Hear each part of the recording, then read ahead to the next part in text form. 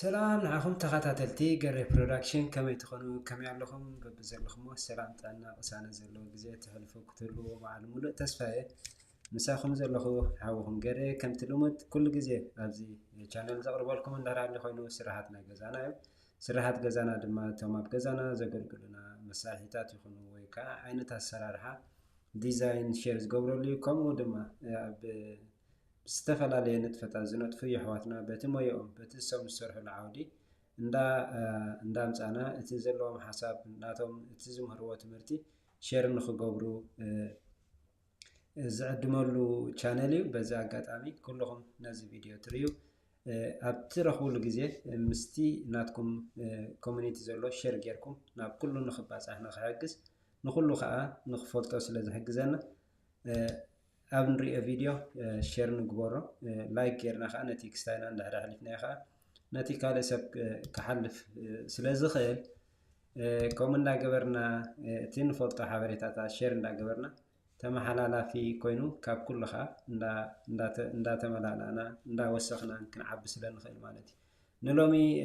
عديبنا يزلنا حاونا اب ناي سنه لبونا اسلطاني امخاري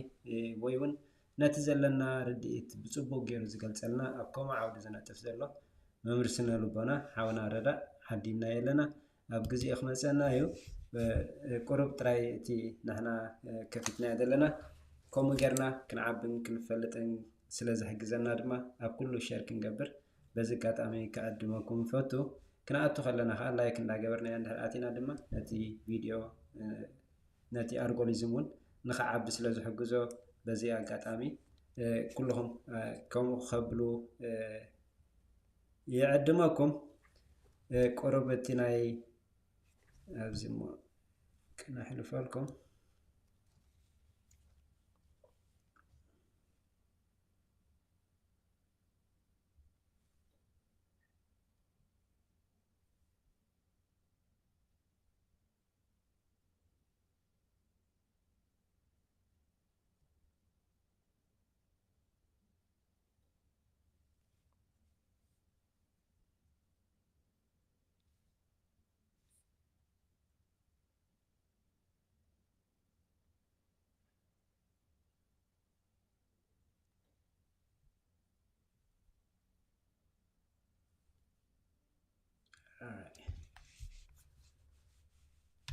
سلازي قدمينا ونفتي تخلنا نفت مدب متاونا هانتي فيديو مشارك بلالكم نعاكم كساب نتأخاخب حاونا ردا أو ساعات مزينا الله يتاقزي قرب نحنا اخنا عموزينا قالي كافتي حلو في فيديوتاتنا ندحر رينا يخوينا بزح أب نتفتاتنا خحبوزنا زخولو بزحات فيديوتات سريحنا لنا اتي كن مهارون كن كتاقمنا نزخيل كاو نحنا ددلينا خنوسد كابا زكاتامي نعاكم ون أدما كهوكم يفوتو حدثتي مجمريهم تريوو نهلاليهم كا أواتيهم كتريوو بزكاتامي نعاكم زمسل فيديو اخترقوا خا رقص أنيا مالتي ردا حاونا أبساعة ترغيب سلازلو مسانا جاين كقبري كنت وين هجي مالتي ردا حاوي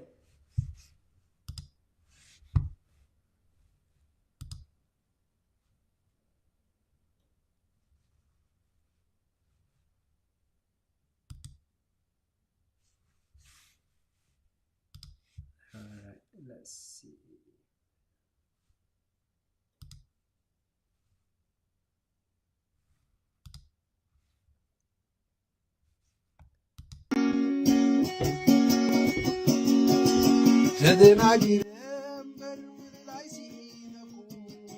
إذن ريازلنا لكأنا يجزنا لاوندري تي لاوندري زنقص بوتا كنسو كندينا كبانا كمزغيرنا زينة سره حسيبنا مسبلنا اب لاوندرنا زلو زخون النبرت كل غزي اندحر زينا وانسو تي طنقي زخون كا ازي لينت زبحال اب ناتنا كوم اندحر حيزو اندحر زي يصرينا يمعالتو اتيناتو دلو نفاس موتي نا سيركيليشن سلاز حزو نفاس بكو وصاي كني تي لاوندري لما بكو خنك صاي كني كمزي عينت لاوندري نتكم سوات اندحرالينا اب غزانا زلو لاوندرنا كدمي حسيبنا ويكا حسيبنا انكيتنا مش ودانا كل غزي هم قبل زلنا እቲ ናቱ ፊልተር እንድሕር ፀሪብ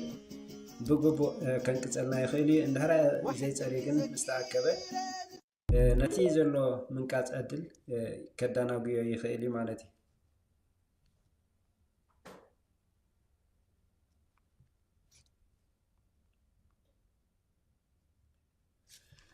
ስለዚ ናብቲ ናይ ሎሚ መደብና እንድሕር ክንኣቱ ኮይና ስነ ልቦና ክንብል ከለና ከመይ እዩ ወይ ከዓ ኣፍልጦና ኣብ ነብስና ከመይ ኢና ንፈርሕ ዲና? ካብቶም ንፈርሕ ዲና? ፍርሒ ከዓ ዝተፈላለየ ዓይነት ክኸውን ንኽእል እዩ። ባእሲ ንፈርሕ ክንህሉ ንኽእል ኢና፣ ቆይቁ ንፀልእ ክንህሉ ንኽእል ኢና። ሓደ ቢዝነስ ክንከፍት ንደሊ እሞ ዘይምትእምማን ነብስና ጌርና ከዓ ብፍርሒ ክንጓዓዝ ንኽእል ኢና። ነዚኦም ከምዚኦም ዝኣመሰሉ ብኸመይ ክነውግዶም ንኽእል? እቲ ዘለና ፍርሒ ዘለና ኣብ ነብስና ክንገብሮም ዝግባአና ብፍርሒ ጥራይ ከይገበርናዮም ንተርፍ እሞ እቲ ምክንያታት ጠንቁን እንታይ ክኸውን ይኽእል ኢልና ንሓስብ እሞ መፍትሒ ንደልየሎም ኩሉ ግዜ ኣለዉ ማለት እዩ። ስለዚ ንሎሚ ሓውና ረዳእ እውን ኣብ ናይ ስነ ልቦና ነጢፉ ዝሰርሓሉ ዘሎ በቲ ናቱ ዓውዲ ኣብቲ ናቱ ገዛ ከፊቱ እውን ከምኡ ንዓና ኢንፎርሜሽን ዝበልና ዘሎ ሓውና እዩ። ንዓይና ዓዲና ዘለና ዘለዎ ናቱ ተመክሮን ናቱ ፍልጠትን ከዓ ከካፍል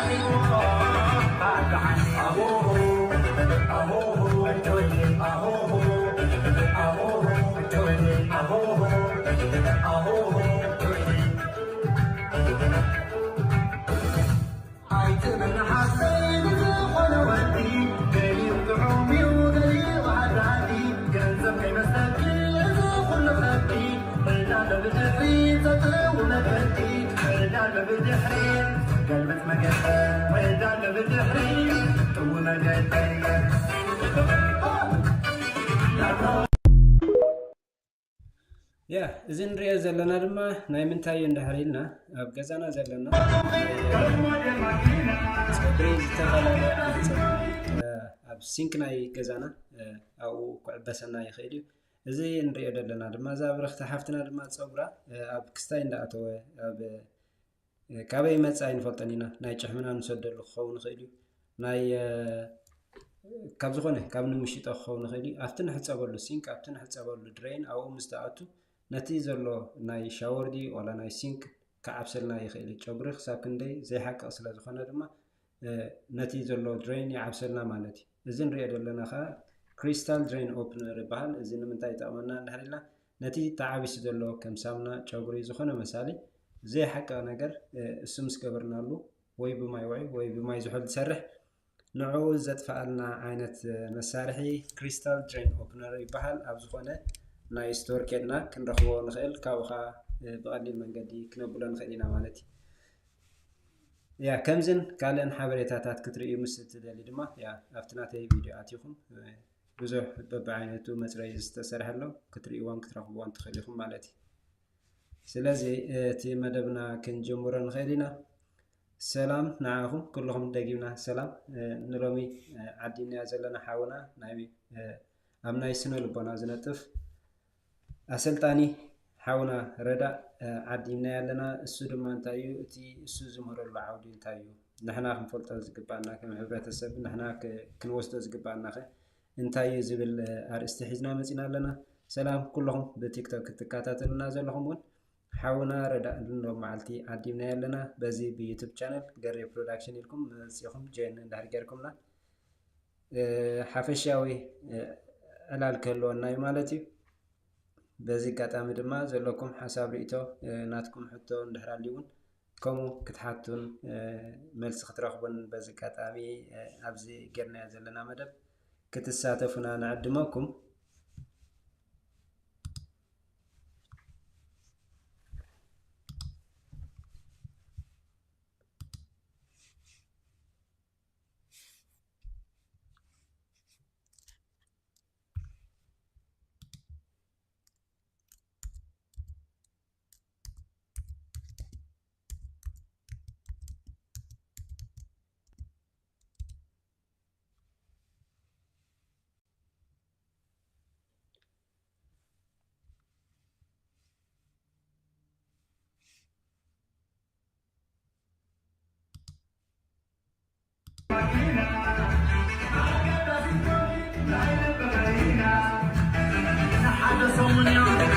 عودي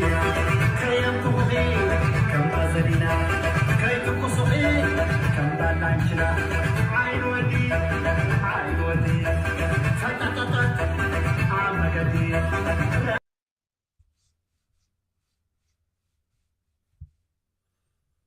سلام كلكم تاتو دلهم حجي احواتك سلامكم يبزح ببزلهم نلوم معلتي مدفيزنا يزلنا مس اسلطاني سنه لبنا حاونا ردا سفيح على كلنا نسدما اب علتاوي منابرنا نطفلو عينتات اتي حدا فرحي كخون خيل تحدا كنغبرن دلي گنز انكفنا نغرات بزح نغر زهلو إذن كالن مفتاحيات إيجو انتايو نتي إيجو زبلون سلام معكم تعتلتي كلنا نحاونا أسلطاني ناي ممر سلا لبونا حاونا ردا عدينا لنا أبزي أقاطعمي دما زخونه حساب إتزلكم كا مسانا حابيركم كتساتفو بزي أقاطعمي كنقدمكم نفتو مالتي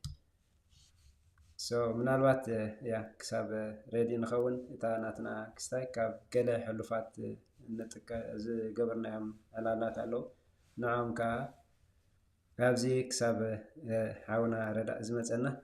ክንብል ኢና ማለት እዩ ገለ ካብቲ ዝሓለፈ ዝተጠቐምናሎም ዝነበሩ ቪድዮታት ማለት እዩ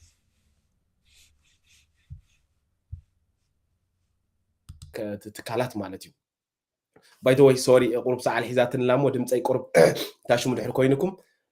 أقدمي قريتها سو تباغراوند ناتي زي نيرو أنا زي مثلا زنبرة تي كابيت سبي استقبلكو سمويا سلازخونه سي باشنيد مثلا نيرو نوع سرح نيرة صبغ غير خاص سرح نيرة دحار جن كابيرترا كلتشحن 10 حرنا كابيرترا وتي كابيرترا مسوت أخو نيتوبيا وتي دحريون سعودية خارب كاب 4 عامات تقميت دحارنا وأمريكا كلتشحن 10 شوعة ورح شدشة كأبيلة متى مالتي so كاب شدشة عمت فرعان جزخونا أمريكا غير لكم أتلو تشعي جميل نهيوتي لو تقبلكم كله شو قدمون صبوا صراحين يرن صبوا نجاراتي زجبر نيرة جن أبيل منيو انتايو زحقو سني انتايو باشناتي أبز مدري فتعرف فترة نخلو انتاي غيرن خحل في فتيرني ديسكفر جبركو شعوق زي أمريكا بزمت أخلو زي بزحات سوات نسدت مبزحتهم فيديو زريو زلوا بسدت كوين 900 لنا أوروبا أو أفريقيا بأمريكا بكندا أبستفعل على يختولوا تقوليهم زبز حسب أبسدت مسكادة كم يجيروه نبر كم زلوا عيفلتني نقدمي يزخيد أنا جن فليز بلز جبر كونه قرنتاينيرو نا أمريكا مسمت أخو تنا مجمع عمتنا مصنعتي درجة يحلي فيها كم يسرح سرحني يرني سرحني يراجن أوكي زعد زخمي يسرح تمام زعد زلوا عوتات سباز بحال كم يمزنوه انت عنت مقدي مستقمر بخمي مقدي مزخور انت يوم كسرحو زي خاصنا جميرة إذا خاصنا متجمر كل جزء تي حاري نجر كندل خلنا فتار مسانا عملاق يحجزنا كاب لبنا كندل خلنا مخا خنصعر كلنا شو مقدتات كان دامت أي كحجزنا كل نجراتيو زمت انتي بحال حاري سب حاري نجر أطبيقه خدالي خلنا أبسما يكون ملاك تريومو بأزودس أزيو يتصير على هال خالص كتزريلي نجرنا حبويل كلش يتحبا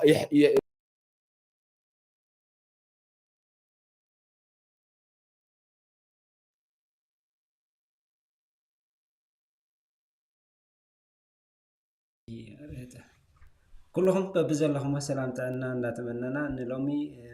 تمدب حزنا زلنا كم تقص علينا وربالكم بس أسلطاني ناي سنة لبنا حاونا ردا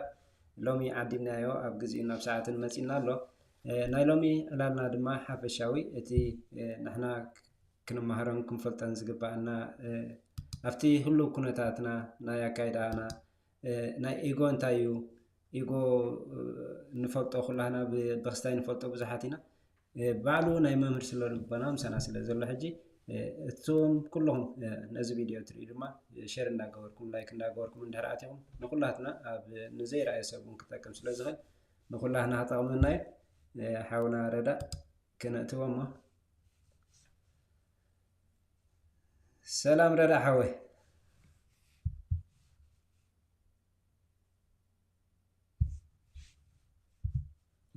دمس ميت الله مثلا رد حوي دمس سكافة أورب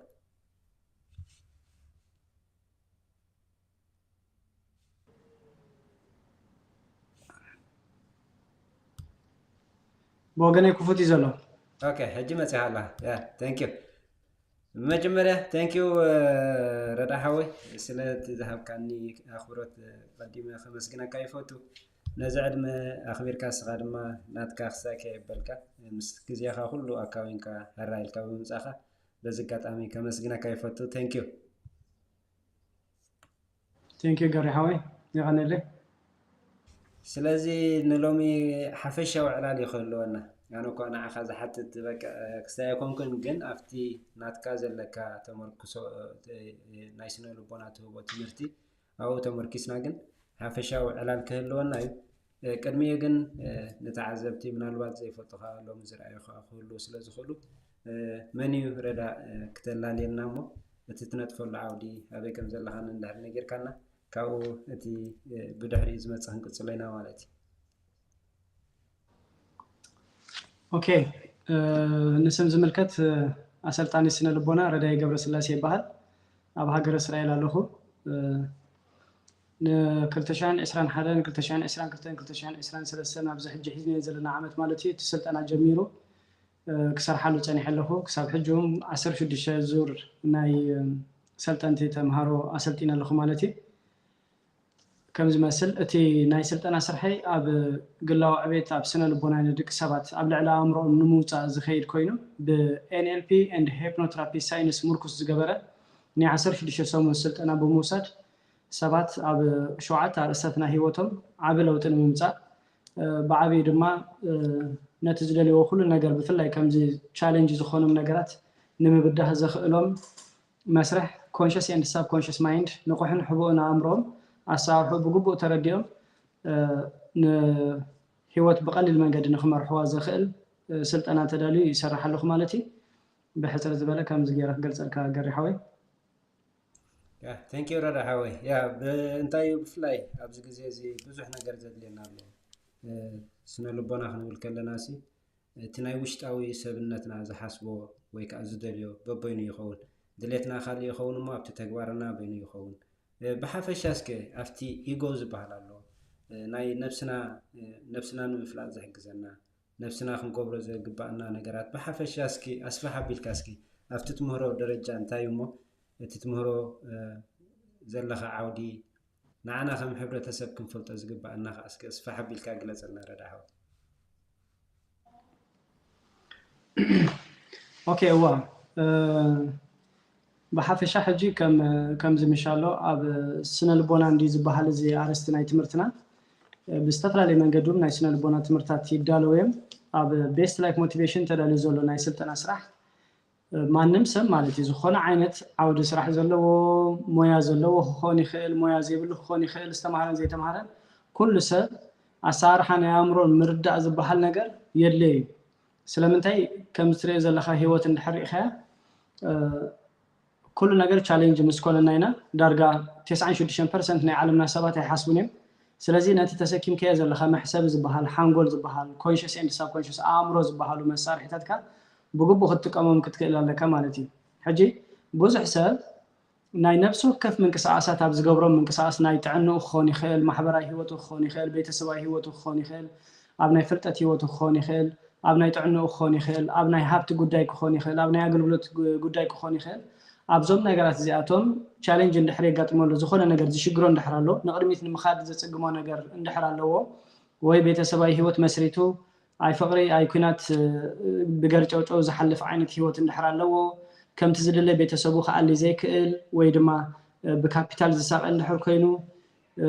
أما حبراي هوت مسبات سلام زي بلون ندحر كينو ويدما تصبق يرو محبراي هوت كهلو زي قبو زي كأل ندحر كينو كم تزيد اللي جزيو خم حدر زي كأل ندحر كينو هذا معلتي استوسنا محبراي هوت هذا معلت خا كمت أن العلى محبراي هوت جزء زي بخنتو خينو كمون أبناء فلتة هوتهم كاب جزين أب جزء زي عبين دحر هالو زي مهار دحر هالو السبزي انت يدلي له مالتي أبزنا يقلاو عبيت ممت أخذ لي مالتي قلاو عبيت زي ناي best life motivation تدالي زلو تسلطنا عبل على أمرها عبتي حساب أمرون ناي تكبر أمرون مالتي حساب أمرها conscious mind ناي تكبر أمرها خا subconscious mind مبزحت أسد ن conscious mind يزفلتو بconscious mind نسو من كم زخونه تردي زخيد نتي ego تبهيلو ويدما على تايم بروجرامات تعينو هيوتو ملوك كساقين زخيل سنة عمرو بلك عيفلتوني كم يجيرو ناقو برنامج كم زعتو كم يجيرو كاقو برنامج كوتش خم زلوا كم يجيرو خدم سسن كم يجيرو صحفين كم زلوا كسب زي ترد أخا كسب دك شو من تعمد زنبرة عدمينا استطعنا برنامج عدمينا ملوك رانز جبرنا مالتي كاون دحرم بميديا بستفلا لي من جدي انتي جبرنا مالتي استفلا لي برنامجات انت تتعنو هيوتنا نحنا بزين دلي من جدي حدار دليها حدار زي تجبر منفساوي هيوت ندلخا منفساوي هيوت كزيت سجوم بزحت صوم تسجد تخنكون ندلي كم تزدلي تخيلني خمس إجزاء كسلام كله كتدلي 10 أجزاء أبي قريتها تركب بوزح شجرنا انتيو أتي عبرسنا تسكي منا يزلنا مالت أمرنا كم مسار حستوها بنايا مالتي كمون سجوا أكلنا كنا ما حد زي مخال مالتي نحنا لعلى أمرنا لعلى سجوا أكل نزلنا سبريت كنكون كلنا ديفاين سول كنكون كلنا كمون سول كنكون كلنا جن بوزح سب بأمرن بسجوا أكلون تأثيرو عبتنسو زيد اللي عينت هيوت يزركم مالتي سلازي ما نفسه أبناء سنة لبنا هيوت ممتع زليو سلا فيدل سلا زفقده ويزخون عينت معرك سلا زلوا أب زخون عينت سلطان سلا زلوا نزوم نجرازياتهم يفلت أمي ويرد أمي مالتي يكونن سلازين تخبر له مالتي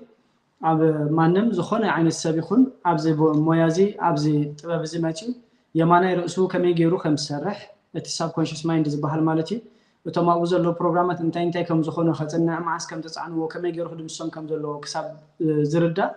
كل جزء تمهاري كخونن كعبن كجبر كم زلو كرد على مالتي بالحري شو تا إيجو زحتت كاني إيجو أزيس في حارستيو جن إيجو مالت رأس خزي مفلات مالتي إيجو تعبيتيو إيجو تهكيت كإيجو ديو جن إن تبهلا أبوز حاجات أمي نيجو أوستو سنة أرستي كنا أمي تخلنا نرأينا جن إيجو مالت سب عفت زقبوا مسمر كم تزقبوا جيرو خيد زي كأن دحر هاليو بقبوا زي حسب دحر هاليو لعلى أمر تزيواتيو نتوم شو عتا أرستات ناي هيوتو بتنسوز فقدوا من قدم مالتي كنا برو من تزي كيلو إن دادلين كله شؤون نجار دحر هاليو على تاو برنامج اللو مالتي على تاو برنامج لك مالت كا إيجو لك مالتي خونا اللو مالتي إيجوتاتنا خا نسخان خيت خوني خلكلها مالت لا أمرها خيت وات جزاء سخب علىها خيت ملخ سجوا أكل كان أمره أكل كان نخيت إزز أشير زحزكا حدا برنامج نأمري سلزي سجوا أكل كان أمره أكل كان كتجزاء كأل كان أبتنسها خد كون زجب أكافت مسمر كأت خنزل لها يقول لك بدحريو زم نجرازياتهم كتكونهم سلزي كأل كخاز وخون على تو تقارنا وش تخصم معك عند حركينو سبورت خسرح عند دلها سبورت زي سرح كتتصنع عند دلها كتتصنع زي تخيل عند حركينك أو وش تخاز خونا حرف رفض بلا كان جرا اللي كختالين زين دات جباك كتالي زي جباك بو تسعير كاتبكين تمارن تجنا عند حرا لك يقول لك مالتي كمون دما كدكم تأخذ زبل سبعونت كدكم تأخذ زبل سبعونت عند حرا لك لو ما أنت منهم نجر زي ترى خلص سلام توعل صباح فحي لك زوعل زرقرق لك زوعل عند حركينو لو ما أنت معارش كوري نابنت بحر ملك عند حرمتنا معارش كوري كتب توعل لو ما أنت مسبيتها صباح منهم نجر ترى خبزي اللي خلوه كم قر عينت في كتكون اللي حرتو على لخا وي مسعر اختها وي أبناء تمرتي هوت وي أبناء فلتتي هوت وي أبناء جنزب هوت كا عتوخم تأخذ بلك كركم تأخذ بلك سبعونة عند حرا لك ملو أنت زي هالي يقول لك مالتي نجزابير كزي مفلات يقول لك يزبها سلازي ايو زبحال زي كونس ايو سلازي ازيوم نجر ازيعتهم من دحر لونا نابل على امرو خنوت نايسنا لبونا سلطنا كنوسد كنكلالنا مالتي سلازي نيرونس نحنا اتم وهيتاتنا امرونا كمي كم صرحو كونشس اند سب كونشس مايندنا اباتهم كمي سلطنهم كم زلو كمي غيرهم كم صرحو كنردان ناي كونشس اند سب كونشس مايند طبيعتك بلك عصنينا ابيناي انت عينت صوتات تصوت لها ابيناي كنت عينت صوتات تصوت يغباك كتفلاليهم كم زلك انت زي تردينا كل غزي دارغا كم بخاره مصوات كويني صنحك مالتي ابني امرنا زلو مسرح بزي مردا مبزحته وسب بخاره خصوت يصنحك كل هيوتو بعلو قصعو يصنحك مالتي ابزي كاب تمهارين كاب كالوت سباتن كاب زريو كاب استفلالي بوتا زخونه تريت يغبرينو بزح حسابات سلازي كلهم هيوتهم بعلم بديلو مصلحمو ازيتي ايجوز بحال مالتي جزاء اسخا زي مفلات بتزدلك كمسمر كتكيد زي مخال ايجو خوين يصنح مالتي ثانك يو يا ثانك يو ردا حوي هو انت هادي لومي كم زدلنا يو قدم ابعدنا مسدرانا مس عبيتي دما خورخا قال تركب يخا لومي جن افسدت دارقا كلاتنا نفس وكف كم نفس جنبير كاسي انا تصبوا الله خو اختبلن نمبري قري حماق الله نهريل كان زي قبول له حساب الله سبكن ادن نمبر كنقفن زي دل حساب الله ازي كم انتايو تفرحي كيبلن زمت حد الله ويون نفسها تأمامين كذا خلنا نقدر الناس راح خير نسخة بسنك فرحون نفسها بفرح ذا كل شيء قبرن دخل كخل خي قبر كاية تنتبه ويون بنصارخها كما يلن تبلمو تتقبرن الله تفريز الله في الرياض زي بلو يخون مو زي كم من تايزون سعبينات يخون راه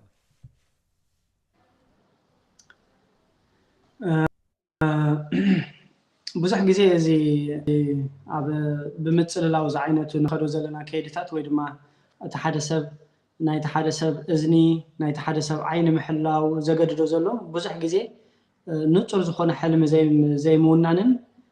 ናብዚ መሬት ዝመፅኻሉ ናይ ራእይኻ ጉዳይ ዘይምፍላጥን ኮይኑ ይፀንሓ መብዛሕትኡ ኣጋጣሚ ማለት እዩ ናብዚ መሬት ዝመፅኻሉ ምክንያት እንተተረዲእኻ ከምኡውን ድማ ንጹር ዝኾነ ሕልሚ እንድሕር ሒዝካ حلمخا نزمت زلو 5 عامتن 10 عامتن كم رداي كم غري نابي ገጽካ اخت خي زلخا انت اخت دل زلخا ام انت اخت بصح تدل زلخا نبل حجي بزوم عنته يخنطقسم صنحنا محبراي هيوتك كم اخت تقبر تدل زلخا زمت زلو 5 عامت انت عينت محبراي هيوت كتنبر انت عينت منفساي هيوت انت عينت ناي اغلغلوت هيوت انت عينت ناي بيتسباي هيوتك خمي غيرك تتصبقهم زلكا ገንዘብኩም ናቢ ገጹ ይዓቢ ከም ዘሎ እንተ ተረዲእኻ ወይውን ፕላን እንድሕር ሓንቲትካ ገሬ ከይብለኒ ረዳኢ ከይብለኒ ዝብሉ ስነ ሓሳባት እንታይ ይገብሩ ይተርፉ ማለት እዩ እዚ መብዛሕትኡ ብምሰባት ምውድዳር ዘምጽእን ከምኡ ድማ ናይ ጽልዋ ናይ ሰባት እንዳሕመቆ ካብ መስህዝብኻ መዓት ደርጋ ጋዓዝ ዓይነቱ ኣካይዳ ዝኸይድ ሰብ እንታይ ስለ ዝኾኒ ናይ ገዛ ርእሱ ፕላን ይብሉ ናይ ገዛ ርእሱ ሕልሚ ይብሉ ገሬ ሓደ ስራሕ ትፍትና ኣለኻ ከምትናትካ ክሰርሕ ከምትናትካ ትብላዕ ኣላ ዝዓይነቱ بناتي حساب زي كونس بناي قري حساب بناي ردع حساب زخير ندحر كينا زخونه زنقبرو من قصاصات كا قري خفتو اللي يخلدو ردع يخفتو اللي يخلدو بزبلو سنه حساب انت خقبري خيلي اتم نغرات تاعتهم بتانا انا عايز واصانن بتانا حنص يزلخو زي كونس بتي كالو السبات كنقفنن كمعدنن بزخلو مسرح يخدو مالتي بزخلو زي خمس زخون زلو مخنيات كا انتايو تا بلانتي زي موصا بلان كتوص انت كتفتن كلخا رأسها متمات زبحال ነገር የለም ደካይ رأسها متمات زبلك كتمت كدلك كلخا كونشس اند سب كونشس مايند خا كافت زحنصت كاي ነገር نخيت الفخا كمي غيركا نعاتهم اوردر كتغبرم كمي غيركا ختمرحهم كم زلكا كساع معاس كمي غيركا ختلامدهم كم زلكا تردا مالتي ስለዚህ እዚኦም መብዛሕትኦም ናይ ኢጎ ከይድ እንደ ሰብ ከይብለኒ ሰብ ከይኮነኒ ሰብ ከይብለን እንዳበልና ካብ ሰብ ንታአለይ ካብ ናይ ሰብ ነገር አይገድሽን አይኮነን ግን ቅድሚ ናይ ካልኦ ሰባት መባልካ ንብጻይካ ከም ነፍስኻ ፍቅር እንዲትጉዕዞ መጀመርታ ብዛዕባኻ ከምኡ ጌርካ ሓሲብካ ኣለኻ ዲኻ ንገዛ ርስኻ ክንዱ ዝኣክል ቦታ ሂብካ ኣለኻ ዲኻ ተይልካ መብዛሕትኡ ሰብ ኣብ ማንም ቦታ ዳርጋ ኣይትረክብን ኢኻ ንዑ እታ ዝበልዓን እታ ዝድቅሳን ቦታ እንድሕር ኣዳሊላ ካልእ ህይወቱ ንኻልኦ ሰባት ክብል ዝነብር ኣዳቕሱ ንኻልእ ሰብ ሓዳር ተገበርን ካልእ ሰብ እንተ ሰርሐ ንኻልእ ሰብ ከይብለኒ ሰብ ከይናቕፈኒ ዝዓይነቱ ከይዲ እዚ ኩሉ ናይ ኢጎ መስርሕ እዩ ቀዳምነት ኢጎ لما انت كم ايجو دارغا كم حد عباره استجنا እንዳጠቀስና ይህንከይና እቲ ኣብቲ ንስኻ ዝግባእካ ቦታ እንተዚህ ሓሊኻ ማለት ንበል ሕጂ ገሬ ብዛዕባኻ ሓሲብቱ ኮይና ብዛዕባ ረዳኢ ሓሲበ ዝወዳእኹ ሰብ ክኾን ኣለና ሓቂሉ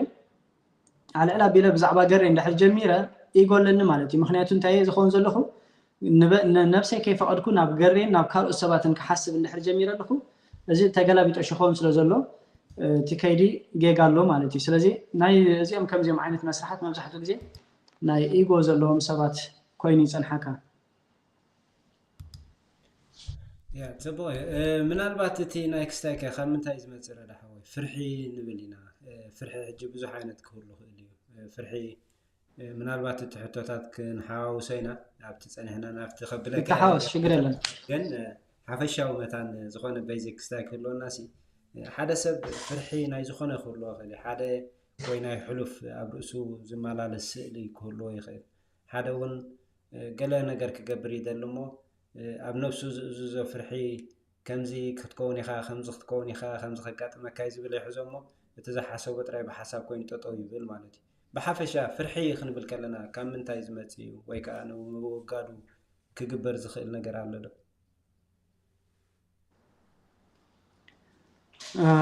فرحي تي حتى حقق قربتي كونكشن كم قال إن دخلني كل سمع خون زلخ بين بدحن كجمر متن سمع خون كمل سمو بدحري استرفني تلخات وسخني اوكي مجمرتا فرحي انتاي فرحي ناتشورالي ما نبسب كل نابزا مريت زي اخمت خلو هيوتو زعقبلو بفلاي دما ساب كونشس مايندنا انتاي زغبرلي نعنا اب سيفتي هيوت كنا برز حجزنا مسارحي ناي امرنا حدا فرحي مالتي فرحي بريميتيف مايند زبحالا مجمرتا ودسب كفتر كله زوهبنا كفلا امرو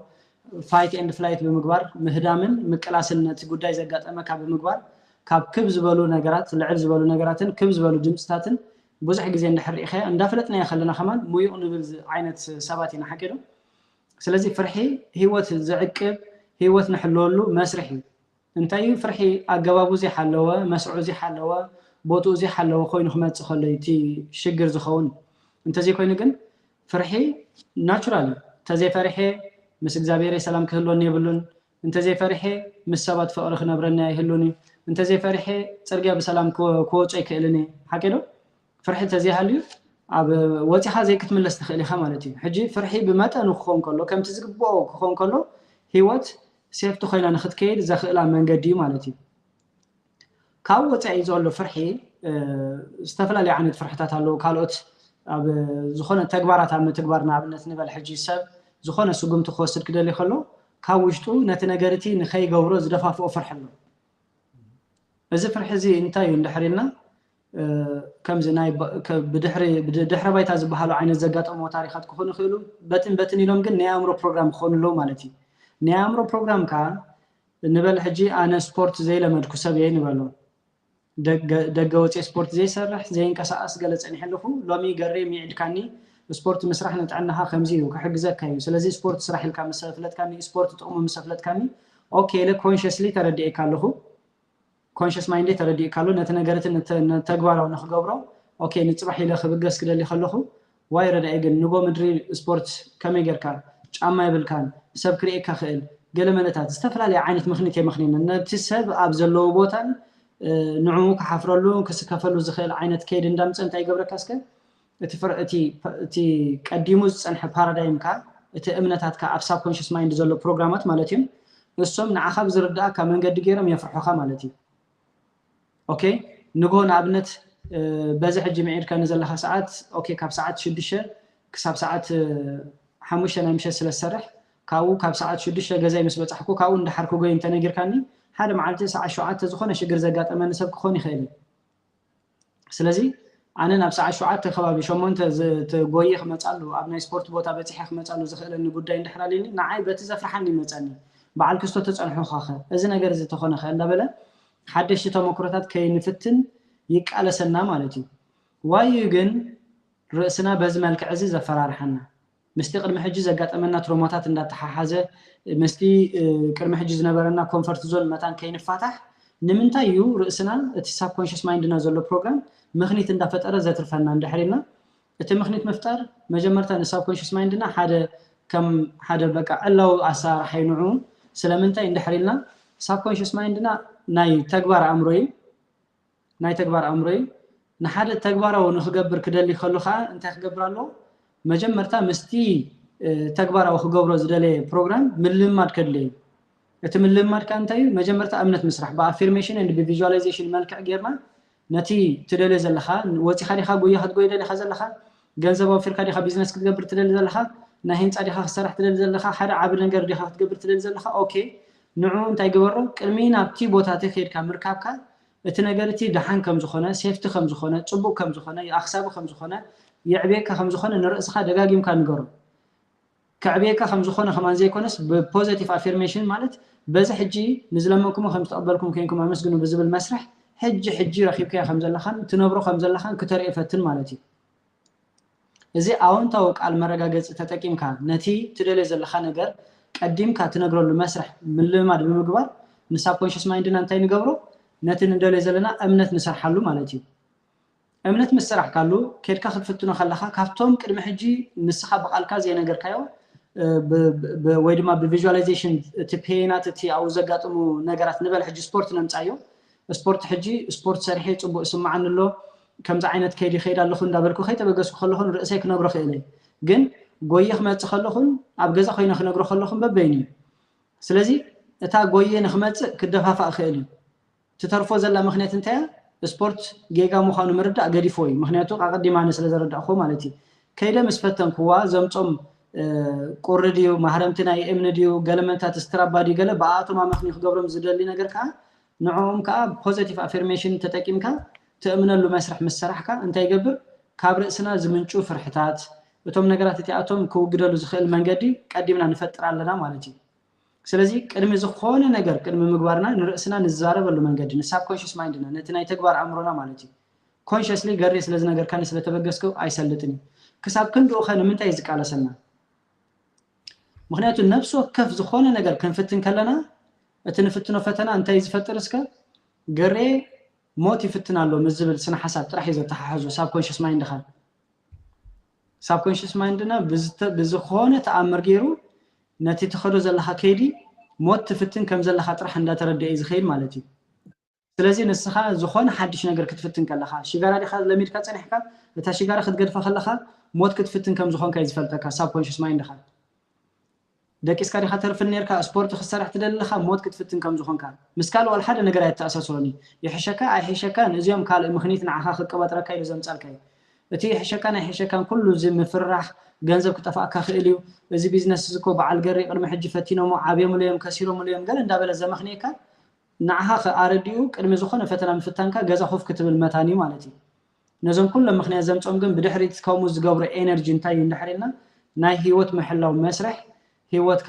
ኣብ ሓደጋ ንኸይተኣቱ ሞት ትፍትን ስለ ዘለኻ ካብ ሞት ንኸትርፈካ ጥራሕ እዩ እቲ ቃልሱ ማለት እዩ ስለዚ እቲ ፍርሒ ሓደ ካብ ከምዚኦም ዓይነት ፕሮግራማት እዩ ካልእ ፅቡቅ ነገር ናይ ፍርሕካ እንታይ ኣሎ ንበል ገሬ ሎማ ኣንቲ ኢንተርቪው ክገብር ክመፅእ ከለኹ ናባኻ ፍርሒ ዝተሰሚዕኒ ንበሎ እቲ ፍርሒ ዝተሰማዓኒ ፈራሕ ስለ ዝኾንኩ ኮንኩን ረዳኢ ነዚ ሎማ ኣንቲ ዝቐርበልካ ሕቶ ተዳሊኻ ዲኻ በቂዕኻ ዲኻ ነዚ ነገር እዚ ኣብ ቅድሚ ሰብ ወፂኻ ትዛረቡ ትኽእል ዲኻ ኦኬ ቢዝነስስ ትብል ኣለኻ ኦኬ ንዑ ዝኸውን ገንዘብ ኣዳሊኻ ዲኻ እዚ ነገር እዚ ተጋጠመ እዚኦም ነገራት እዚኣቶም ክትብድሆም ትኽእል ዲኻ ንዖም ዝኸውን ምልማድ ጌርካ ዲኻ ዝብል ሕቶ እዩ ዝመፅእ ግን ብዙሓት ሰባት እንታይ ንገብር ካብቶም ኩሎም 3000 ዝኾኑ ዓይነት ስምዒታት እዮም ዘለውና ጠሜ ኣፍቂረ ፀልኤ ፈሪሐ ዝተወሰኑ ክስታይ ንገብሮም መብዛሕትኦም ካብ ምስ ፍርሒና ነተኣሳስሮም ሳብኮንሽስ ማይንድና ክዛረበና ንዘምፆም ቃላት ተዳሊኻ ዲኻ ዝኾነ ፅባሕ ንጎ ሕፍረት ዲፕሬሽን ኣብ ካልእ ነገር ንኸይተኣቱ ዝከላኸለልካ መስራሓት ክሓተካ ከሎ ስራሕካ ንኽተፅፍፍ ክንገረካ ከሎ ኣነ ኩላህና ግን እንታይ ንገብሮ ምስ ፍርሒ ኣተሓሒዝና ፍርሒ ከም ዝኾነ ኢና ንፈልጦ ማለት እዩ ስለዚ ማንም ሰብ ዝኾነ ዓይነት ብፍላይ ከምዚ ስራሕ ገለ ክስጉም ከሎ እቲ ኣብ ውሽጡ ዝስምዖ ስምዒት ናይ ፍርሒ ስምዒት ኣይኮነን ናይ ዲስካሽን ምስ ሳብኮንሽስ ማይንድኻ ምስቲ ናይ ተግባር ኣእምሮኻ ረዳኢ በቂዕኻ ዲኻ ኣይበቃዕኻን ገሬ እንታይ ኢኻ ትገብር ዘለኻ ናበይ ኢኻ ትኸይድ ዘለኻ ከመይ ኢኻ ትኾን ዘለኻ ነዚ ነገር እዚ ኣፅኒዕኻ ዲኻ ትኸዶ ዲኻ የዋፃካ ድዩ ኣይዋፃካን ድዩ ቀዲሙ ርእስኻ ንስኻ ክትሓቶ ንስኻ ክትፈልጦ ዘይትኽእል ኣብ ፍቆዶ ትምህርቲ ኸይድካ ክትመሃሮም ዝግባኣካ ቀዲሙ ሳብኮንሽስ ማይንድና ነዚ ነገር እዚ ናይ ምምሃር ዓቕሚ ኣለዎ ክእለት ኣለዎ ስለዚ ርእስና ክንሰምዕ እንድሕር ፈቲልና ኣብ ዝኾነ ሰዓት ዝስማዓኒ ስምዒት ንዓይ ፍርሒ ይኮነን ኦኬ ዲስካሽን እዩ በቃ ምስ ርእሰይ ምስቲ ናይ ተግባር ኣእምሮይ ምክንያቱ ፅባሕ ንጎ ክሓፍር ኣይደልን እዩ ክድሃል ኣይደልን እዩ ክስንብድ ኣይደልን እቲ ናይ ሳብኮንሽስ ማይንድና ዝኾነ ኣጋጣሚ ክጋጥመና ከሎ ሞት ከይትመፅእ ፍርሒ ስለ ዘለዎ ብዝኾነ ተኣምር ክሳብ መድረክ ወፂኻ ክትዛረብ ከለኻ እንታይ ይገድፈካኒ ተዳልዩ ዝብለካ ኩሉ ግዜ ማለት እዩ ስለዚ ኣነ ሬዲ ኣለኹ ፖዚቲቭ ኣፊርሜሽን ኣዎንታዊ መረጋገፂ ዝብል ቃል ማለት እዩ ፖዚቲቭ ኣፊርሜሽን ተጠቂምካ ነገር ድሓን ከም ዝኾነ ኣብ ፅቡቅ ኮንዲሽን ከም ዘለኻ እቲ ነገር እቲ መፅናዕቲ ጌርካሉ ከም ዘለኻ መፅናዕቲ ይገበርካሉን ካብ መፅናዕቲ ግበረሉ ፍርሒ ተሰሚዕኒ ኢልካ ውሽጥኻ ዝተዛረበካ ከዓ የትርፈካ ኣሎ ከዓ ማለት ኣይኮነን ብዙሓት ሰባት እንታይ ይገብሩ ምንም ነገር መፅናዕቲ የብሎምን ግን ፍርሒ ስለተሰምዖም እቲ ነገር እቲ ዘይፈተዎ ይመስሎም ኖ ኣእምሮኻ የዳልኻዮን ብዛዕባ እቲ ነገር እቲ መፅናዕቲ ይገበርካን ውሽጥኻ ዝነግረካ ኩሉኻ ሓቂ ማለት ኣይኮነን በዛ ዓንቶይ ዝተዛረብና ነገር ሓወይ ዝኾነ ክትፍትን ከለኻ ውሽጥኻ እንድሕር እንተ ደኣ ኖ ገሬ እዚ ነገር እዚ እኮ ኣይዋፃካን እዩ ንረዳኢ ኣኽሲርዎ ነይሩ ተይልካ ረዳኢ ዝኸዶ 10 ንበይኒ እዩ ገሬ ዝኸዶ 10 ንበይኒ እዩ ስለዚ ምስ ረዳኢ ምስ ካልኦት መውደዳራት ብኢጎ መልክዕ ክዛረበካ ኣይትፈቅደሉን ኢኻ ንርእስኻ ስለዚህ እንታ ክትገብራ ለካ ማለት እዩ እዚኦም ከይዲ እዚኦም ንዓኻ ስለዘይ ዋፀካ እስኻ ትኸዶ መንገዲ ንዓኻ ጥራሕ ስለዝኾነ ረዳኢ ዝኸዶ ኦኬ ድኳኑ ምስ ከፈተ ድዩ ስርሑ ምስ ጀመረ ድዩ 6 ሰዓት ዶንጊ እንዳመፀ ስርሑ ዝሰርሕ እንድሕር ተነይሩ ክኸስር ግድን እዩ ኣነ ግን ቅድሚ ሰዓት ከፊተ ብግቡእ ኣገልጊለ ምስ ዓማይለይ ተሓጓጉሰ ፅቡቅ ዝኾነ ስራሕ ሰሪሐ ክፋኖም እንተኢለ ግን እቲ መስርሕ ፕራክቲስ ይገብሮ ንኣእምሮ ይነግሮ ያእቶ ማለት እዩ ጉዳይ ስለዚ ፍርሒ ዝበሃል ነገር ዝተወሰኑ ነገራት የማ ውሽጥና ዝምንጩ እቶም ነገራት እቶም ከም ዘይበቃዕናዎም ክነግረና ክእል እዩ ስለዚ ተዳሎ ስምዓዮ ንርእስኻ ዝኾነ ስምዒት ክስምዓካ ከሎ ናብቲ ንስኻ ትኸዶ ዘለኻ ከይዲ ስለትፈልጥ ብዛዕባኡ ክሳዕ ክንምንታይ ተዳሊኻ ከም ዘለኻ ንርእስኻ መሊስካ ንገሮ መዛረብት ለና ማለት እዩ ኣብ ውሽጥና ቴንክ ዩ ገሪ ሓወይ ያ ጽቡቅ ረዳ ሓወይ ምናልባት ያ እተኻ ኩሉ ሰምዒ ይደ ጽቡቅ ኣለ ረዳ ሓወይ እቲ ናይ ሎሚ ዘሎ ዕላልና ምስ መምህር ስነ ልቦና ኣሰልጣኒ ስነ ልቦና ሓውና ረዳ እዩ ዘሎ እሱ ከዓ እንታይ እዩ ኣብ ነብስና ብዙሕ ግዜ ንፈልጦ ዝመስለና ግን ዘይንፈልጦ ብዙሕ ዓይነታት ኣለዎ እቲ ኢጎ ዝበሃል እንታይ እዩ ዘይንፈልጦ ኣለና እሞ ሓፈሻዊ መብርሂ ንኽበና ኢና ዓዲምናዮ ምሳና ዘሎ ሕጂ ትርእይዎ ዘለኹም ወይ ከዓ ብሕጂ ሪከርድ ምስ ኮነ ትርእይዎ እውን ዘለኩም ሓሳብ ርእቶ ናትኩም ክትፅሕፉና ኢኹም እስኪ ረዳ ሓወይ ምናልባት ዓንተይትን ክፋቢልካ ነርካ ምስቲ ኢጎን እቲ ወልፍታትን ዝበልካዮ ወልፍታት ናይ ዝተፈላለየ ወልፊ ክኸውን ይኽእል እዩ ናይ መስተ ክኸውን ይኽእል እዩ ናይ ማሕበራዊ ናብራ ክኸውን ይኽእል እዩ ኣብ ናይ ቴሌፎን ናይ ምጥቃም ስኢልካ ናብ ዝኾነ ዘድልን ዘየድልን ቦታ ኣቲኻ ናይ ምርኣይ ወልፊ ክኸውን ይኽእል እዩ ከምኡ ከዓ ሎሚ ንሪኦ ኣለና ቲክቶክ ብዙሕ ነገር ዘለዎ ብዙሕ ቤት ትምህርቲ ዘለዎ ብዙሕ ኣዘናጋዒ ዘለዎ ኣሎ ብዙሕ ከዓ ንሓንጎልካ ዝትንክፍ ቦታታት ኣሎ ዝተፈላለየ ማለት እዩ ሶ ወልፍታት ክንብል ከለና ከመይ እዩ ናቱ ንሓንሳብ ኣነዳ ሮማይ ለሚድን እንድዩ ካብ ነብሰይ ክርሕቕ ኣይክእልኒ እየ ዝብለካ ሰብ ኣሎ እዚ ስግደፎ እንዶ ካብዚኣስ ከቋርፃ ኢልካ ተብል እሞ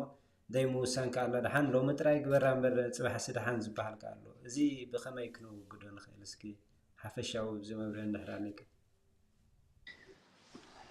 ወልፍታት ኩሉ ዓይነት ምልማዳት ምስ ወልፊ እንዲ ዝቁፀር መግቢ ወልፊዩ ቴሌፎን ወልፊዩ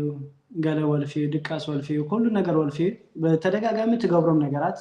ውሽጥኻ ኣውቶማቲካሊ ትገብሮም ተግባራት ወልፊዩ ተባሂሎም ይፅውዑ ማለት እዩ ብኻልእ ኣዛረባ ናይ ሳብኮንሽስ ማይንድኻ ፕሮግራማት እዮም ማለት እዩ ሕጂ እዞም ነገራት እዚኣቶም ከምዚ ብማዕዳ ዝእለዩ ነገራት ኣይኮኑን ከዓ እዞም ነገራት እዚኣቶም ናይ ሳብኮንሽስ ማይንድኻ ፕሮግራም ኮይኖም ስለ ዘለዉ ናይ ሕቡእ ኣእምሮ ማለት እዩ ብትግርኛ ናይ ሕቡእ ኣእምሮኻ ፕሮግራማት እዮም እምነት እዮም ኮይኖም ዘለዉ ስለዚ ብምልማድ ኢና ፅሒፍናዮም ቀስ እንዳበልና በባሓንቲ ሽጋራ ተኮይኑ በባሓንቲ ቲክቶክ ተኮይኑ ንኣብነት ኣብ ናይ ጌማት ኣብ ናይ ሕሜታ ኣብ ናይ ቋይቂ ቦታ ምርካብ ገለ ሕጂ ቀስ እንዳበልካ ኣሎ ማዓንቲ ኣይ እዚኦም ከዓ እንዳበልካ 2 ደቂቃ ተሕልፋ ፅባሕ 10 ደቂቃ 20 ደቂቃ ፍርቂ ሰዓት 2 ሰዓት ከምዚ ዓይነት ምልማዳት እንታይና ጌርና ንርእስና ቀስ ኣቢልና ኢና ለማሚድናዮ ማለት እዩ ሕጂ እዚ ነገር እዚ ከም ዘየልዮ ማንም ሰብ ካብ ዘየልዮ ነገር ክእለይ ከም ዘሎ ይፈልጥ እዩ ግን ንኽእለይ ኮንሽስሊ ምውሳን ጥራሕ ዘይኮነስ ኣብ ሳብኮንሽስ ማይንድኻ ምስራሕ ዝበሃል የድሊ ማለት እዩ ኩሉ ሰብ ካብቲ ዘለዎ ድኽነት ክወፅእ ካብቲ ዘለዎ ትምህርቲ ጀሚሮም ብዙሓት ሰባት መፅናዕቲ ዝፅግሞም ሰባት ኣለዉ ነታ ወረቐት ኮፍ ሒዝካ ኮፍ ምባል ማለት እዩ ዋይ ርእሶም ኣይፈቕደሎምን ኣብታ ወረቐት ክትጥምት ከለኻ ዓይንኻ ፍዝዝ ይብል ንብዓትን ገለን ትኸውን ኦኬ ናፍታ ቴሌቪዥን ወይ ናብ ቲክቶክ ቁልሕ ተበልካ ተበራቢርካ 2 ሰዓት 3 ሰዓት ከይተረዳእካ ግዜ ከደልካ ማለት እዩ ዋይ እዚ ኩሉ ዝኸውን ዘሎ እንድሕር ኢልና ኣብቲ የማናይ ኣእምሮና የማናይ ርእስና ማለት እዩ ኣብ ሳብኮንሽስ ማይንድ ኣብ ሕቡእ ኣእምሮ ኣብኡ መፅሓፍን ምድምሳስን ምኽኣል ዝበሃል ነገር ክመፅእ ኣለዎ ስለዚ ወልፍታትና ክንኣልዮም እንድሕር ኮይና ርእስና ዝመለኽና መጀመርታ ክንከውን ክንክእል ኣለና ብዝተፈላለየ መንገዲ ክእለይ ትርእዮ ምኻ ማስቲካ ሓይኽ ገለ ኢልካ ምስቲ ርእሱ ዘሎ ዝምድና ክንምንታይ ከም ዝኾነ ከየላለኻ ነቲ ሰብ ብካልእ መንገዲ ንኽእለይ ይሕገዙ እዮም መግቢ ከም ዝግበር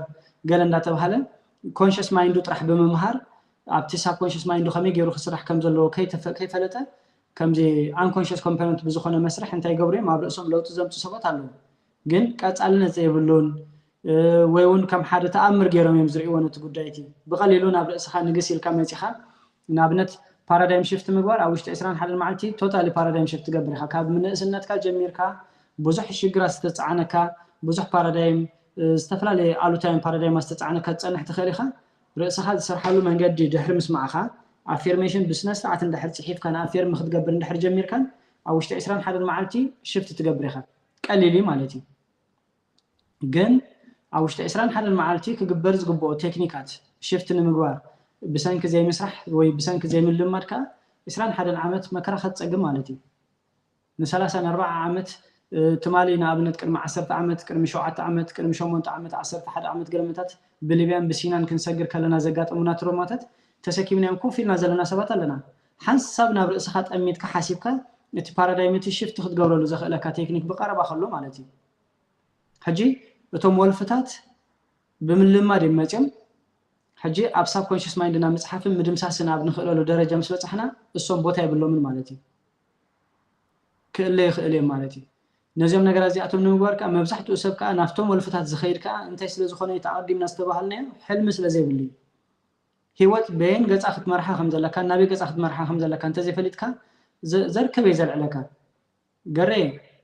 ሻይ ኸስተይ ከይትብል ከይትወፅሎ ማዓንቲ ይብለካ ኣልዕላ ኣቢለ ማለት እዩ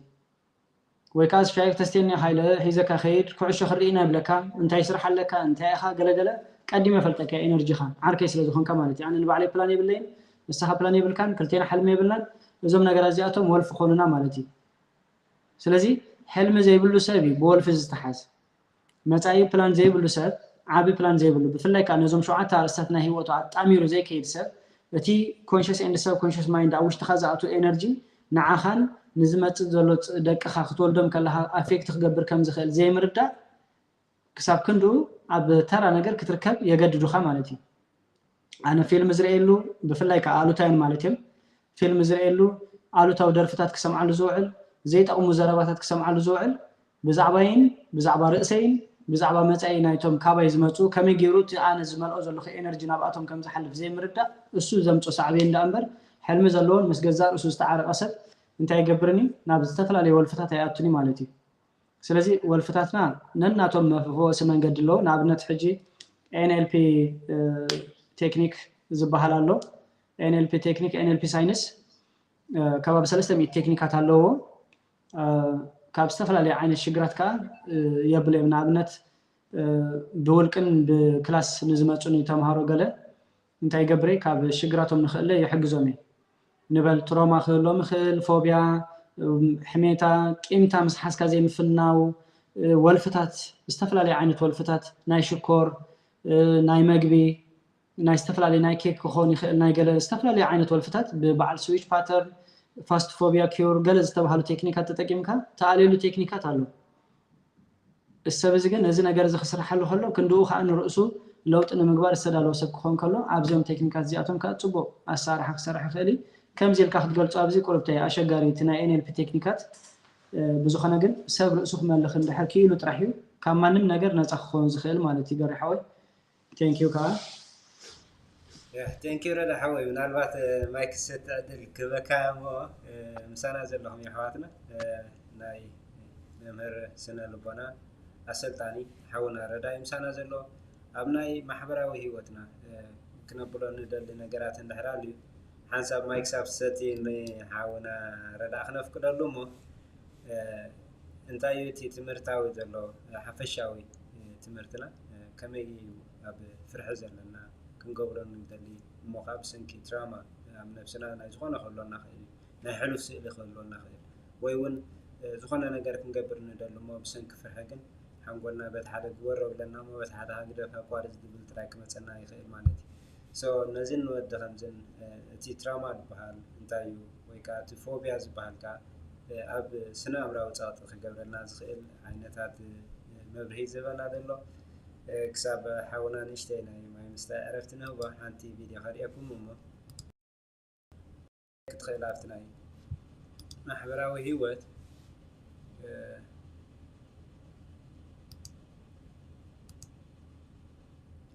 زي لك خمسين ريال لنا أبناء جزانا لاوندرنا كسب كندي تي ناتو نريد لنا كوبر تازم سلزوات زلنا زي كافتي فلتر ناي لاوندري كافت حدا نتكمله نحرص إلنا ترى نحسب كوينا ننقص إلنا كوينا تي فلتر ناتنا عند هذا زي نزري خوينا كل جزء أنت كقات منا تي دراير ناتنا كم سرعة سيركوليت سلا زي قبر نتي حفا كوتس سلا زي حجز يعب سمو زم ساعة وساعة تي تيرمو هيتين ويكا تيرموستات نايتي دراير كا بلو نخيك ون نخيك كاتل فاير نخيبل هازارد نخيبل تا تيرموستات تطفئ بدحي مسرح يابينا درايري مسرح يابيني ارجيت كوينا إلنا شو انتينا هنقبر كنقح فاينا خالي اكسبنس كنوتسينا مالتي سلازي نتكمل جزء درايرنا بقبو اتناتو فلتر كنصريو يقبالنا مالتي بصبو كنصرينا ندار كوينو ابي يركب نحرينها قاليو اماسو قالي دما افتي ماكل نايتي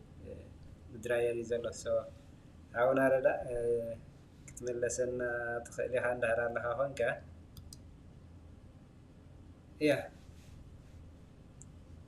welcome back ردا حوي so اسكي تي فوبيا كل جزء فوبيا لنا عندي خاب نفسنا أنا يكون كوني أنا بالولا خلنا ولا تفرح خلنا ولا تي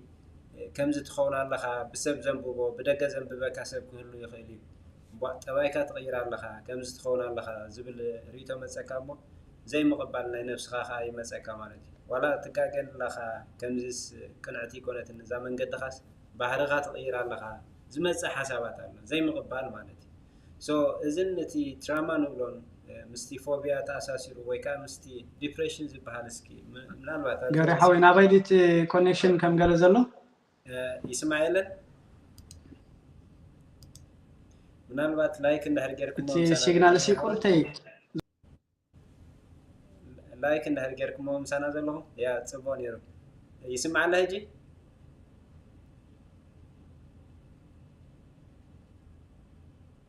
فريز جرات مثلا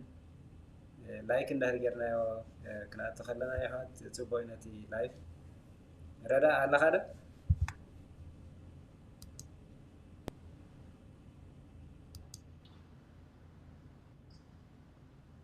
بس هلا سمعنا كده نحو هو سؤال خادر قال له دمس إسماعيل دمس ما تيلو تبغى هجي اوكي يا عرفت أنا حمالتي ساخة عرفتي هنا يا هجي أمناي صوتت نفسي ويكا فوبيا خنقول خلنا تي دبلنا وقريت كأنها أب ديبريشن زت سعبلنا كم زي بحر مغيار ويكا أكيد ناس روي مالت نتي نتسب أي جبر كون أي كون يزبلك أجن بدك خطري أخل خروي لو تزجبر سبات كم زي نايت صوتت زجبر صوتت أمروز قبلنا وي ديبريشن نقوله تي نسب تي دلك شجر كفيت كعاول كزي مزراب أب كبد خاحس كاتم تبلمو نحسب زصاطة كان جرات كارلو ونخستون نهرنا جريس مستريك خدني وتبل ويكا مستيرو خينا جرب كبد حزو يتصنح ما حدث تبقى زلو نبينو سلط صوتها أبدي تدلي إن صوتات نفسي صوتات أمره يقات مالمو لازم تتكمل تبلسكي اوكي زم بديبريشن بتروما بستقرا لي من قد تقع سباتسي تي اوشتوم حيزوم زلو سنه حساب نخستون تنيغيريو كقالعني خلي بزبل نت نجار تحيزوم يصنحمو يا حمو وي ازيوم مس كمين تغوري حيشي تحتو مش حكي غير حوي توكل اوكي شي زم سبا زياتهم مجمرتا كمزي مشالو بزعبهم كتحسب كلها كم ممكن كأخترق خلها زقلل كوين يسمعني بقى مخنياتو فتانيو إذا نحن حبرت السبب نحرق خيو مانيو نبال حجي بحرر ملك أنت مسينا ماني نقول كده لوازل ردي قبري قري قالت التباهلو أنت يمثل كم يعنت هو تنيرو قال ما أنت كله التاريخ كاستايس لزقبرو تمالي كرمي زخون عمتات بزخون قطع زخون نجار تعان كيف كايوز نبر كنجار كسبلهم معنتين عسرتنا 10 عمت سبت غيري الخايل يحسبني قليل حمامي لا يحسبني كليل كخلي لا يحسبني انت يزقبر اب حدار كان اب قال خان جامبي اتو خبت غدايتي بتتمال زغاطمه كخونت مالتي حجي مجمرتا زوم سبازياتهم قدات كوينو مسترفلو زلو مخنيات اتي اب حبرتسبنا زلو تححزان ايسب تناير ديت زي مسفح مشالو بزو كله قند صقم زخو مالتي ንወድኻ ዘርክበሉ ኣይመስለካኒ ንጓልካ ዘርክበሉ ኣይመስለካኒ ዝኾነ ነገር ከጋጥም ከሎ ነቶም ሰባት እዚኣቶም ኣምርር ኣቢልካ እግዚኣብሔርን ሰብን ከም ጸሎም ጌርካ ትገልጾም ጸንሕ እሞ እሶም ካብ ፍወሳ ይሃድሙ ኣብ መወዳእታ ከዓ ናብ ገዛኻ ከይተረፈ መጻካ ማለት እዩ ስለዚ ሰብ እንታይ ዝገብር ብዙሓት ሰባት ሕጂ ነቲ ሚስጥሮም ናብ ሕክምናኦም ከይዶም ከማን እንተበሉ ኣብቲ ቦታ ተተረኸብኩ ንምንታይ ዝብል ስነ ሓሳብ ስለ ዝሓስቡ ተሓቢኦም መድሃኒቶም ዝወስዱ ሰባት ኣለዉ ተሓቢኦም ከምኡ ኢሎም ከለዉ ክሳብ ሓዳርን ገለን ክበፅሑ ዝደልዩ ሰባት ኣለዉ ማለት እዩ ስለዚ ናይዚኦም ዋና ሽግር ዝኾን ዘሎ ኣብ ከባቢኦም ዘሎ ሰብ 97% ናይ ውድቀትና ኣብ ከባቢና ዘሎ ሰብ እንታይ እዩ እዞም ሰባት እዚኣቶም ክገብሮ ዝግብኦም ግን መጀመርታ እቲ ሕብረተሰብ እንዲ ክነቅሕ ዘለዎ ነቲ ግዳይ ዝኾን ዘሎ ሰብ ከም በዓል ሕጂ በዚ በዓል ሊብያን ብሲናን ክንመጽእ ከለና ብዘጋጠመ ታሪክ እንድሕር መጺኻሲ መን ኣሎ ዝኾነ ነገር ሳይድ ኢፌክት ዘይብሉ መን ኣሎ ብኣንዛይቲ ብትሮማ ብገለ ዘይተለኽፈ ሕጂዞም ሰባት እዚኣቶም ተዛሪቦም ኣይተዛሪቦም ዋይ ኢኻ ኣብ ፍርዲ ተኣቱ እታ ምስኡ ዘላ ጓልካ ከምኡ ዓይነት ሰብ ይረኺብዋ ዘሎ ክልቲኦም ክፍወሱልካ ከም ዘለዎም ኢኻ ክትገብር ዘለካ እምበር ናብ ጓለይ ናብ ወደይ ትመጽእ ዘለዋ ሰብ ከምዚ ክትኮን ኣለዋ ኢልካ ክልቲኦም ብሓንቲ መንገዲ ዝሓለፉ ሓደ ዓይነት ሽግር ዘጋጠሙ ሰባት ክኾኑ ይክእልን ኢልካ ነቲ ሰብቲ ከም ሓደ ሕማቕ እሞ ከዓ እቲ ግዳይ ዝኾነ ሰብ ከም ሓደ ሕማቕን ከም ሓደ ካልእ ነገር እንዳተገለጸ እዩ ዝኸይድ ማለት እዩ ስለዚ ኣብዚ ቅድሚ ነቶም ሰባት እዚኣቶም ከም ሕማቕትን ከም ኣሉታዊ ነገራትን ምግላጽ እቲ ሕብረተሰብ ክነቅሕ ከም ዘለዎ እዞም ነገራት እዚኣቶም ከዓ ለውጢ ግበረሎም ከም ዝኾኑን ቀለልቲ ከም ዝኾኑ ማለት እዩ ንበል ንከም በዓል ፎቢያ ትሮማ አንዛይቲ ከም በዓል ዲፕሬሽን እዞም ነገራት እዚኣቶም ፋስት ፎቢያ ኪውር ዝበሃል ቴክኒክ ኣሎ ኣብ ናይ NLP ኖርማል ካብ 2 ሰዓት ምናልባሽ እቲ ሰብቲ ብጣዕሚ ኣሸጋሪ ኮይኑ ከዓ 5 መዓልቲ ገለ ክወስደልካ ክእል ካብ 2 ሰዓት ንላዕሊ ነቲ 30 ዓመት 20 ዓመት 10 ዓመት ዘሳቀየ ሕማም ነቲ ድቃስ ከልእዎ ዘሎ ነቲ ደቁን ሰበይቱን ሓዳሩን ክገብር ዘይከኣለ ዘሎ ሰብ ነቲ ምስድሩ ክዛመድ ዘይከኣለ ዕርክነት ክገብር ዘይከኣለ ነቲ ዝነበሮ ሰላም ዘፍረሰ ሰብ ኣብ ውሽጢ 2 ሰዓት ካብቲ ነገርቲ ነፃ ትገብረሉ ቴክኒካት ኣሎ NLP ባህል ማለት እዚ NLP ቴክኒክ እዚ بقليلو نفس سبتي مداني تايتهبو غليتهبو بقليلو تغلاغلو تكنيك አሉ كم زاحد جانن سخان زلنا يغري كوفيلكا እንዳعللنا ናይ 2 ሰዓት በሓን ሰዓት ተጸኒሕና 2 ሰዓትም ከመና ይወስልኒ በት ነገርቲ ትገላገል ማለት ነው መብዛሕቶም ናይ 20 ደቂቃ ናይ ፍርክ ሰዓት ገለም ብፍላይ ቃዝና ሐና ሕብረተሰብ ኣብ ቪዥዋላይዝ ምግባርን አይነ ልቦኖ ኣብ ምፍታሽን ንፉዕ ሳላ ጸሎተኛ ዝኾነ ማለት እዩ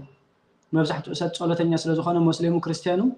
ነቲ ቪዥዋላይዝ ክበር ክትብሎም ከለኻ ብዙሓት ሰባት ናባይ መጽኦም ኣለዉ ናብ ቪዥዋላይዜሽን ትምህርቲ የድልዮም ተሞክሮ የድልዮም ገለ የድልዮም ምጽ ኢሎም እዝን ክትገብር ኢኻ ሓራይ ኦኬ ምጽ ይብሉ ያቱ ይወጹ ማለት እዩ ስለዚ ገሪሓ ወይ ወዘም ሰባት እዚኣቶም እንታይም ክገብሩ ዘለዎም ከምዚ ክሕግዞም ናብ ዝኽእሉ ሰባት መጽኦም ናይ ተወሰነ ፍወሳ ማለት እዩ ገለገሊኡ ከዓ ኣሎ ከምዚ ብሰንሰለታዊ መንገዲ ዝተጠምረ ሽግር ዘሎም ሰባት ካሉ በቀሊሉ ከምዚ በአርሞ ሞጌርካ ከተውጻሎም ዘይትኽእል ከዓ ፈዋስ ዝኾነ ናይ ስነ ልቦና ስነ ሐሳብ አእምሮኦም ከም ሰርሕ ብግቡእ ተረዲኦም እንድሕር ከይዶሞ በአመወዳታ ነዚ ስጉምቲ ዝወስዱ ከለው በቀሊሉ ካብቲ ዝነበሮም ሽግር ክወጹ ክእሉ ማለት እዩ ምክንያቱ መብዛሕትኡ ሰብ በፍላይ ኣብዚ ከባቢና ማለት እዩ ኣብ ርእሱ ብምውቃስ እዩ ናብ ዲፕሬሽን ዝኣቱ ወይ ከዓ ሐሳብ ንበይኑ አንጠልጥልዎ ከምዛ ኣብ ታሕቱ ከዝበልከ حسب أن تلتلون نوع جزء تنحمو شعورنا بزيت دليل حمام نبزيت دليل جين كتني أتو مالتي سلزي إزوم نقرأ زي أتوم كان حسب كاب مفتاح سلزي خدو كللت يوم نابكي إلى تنت متخا مالتي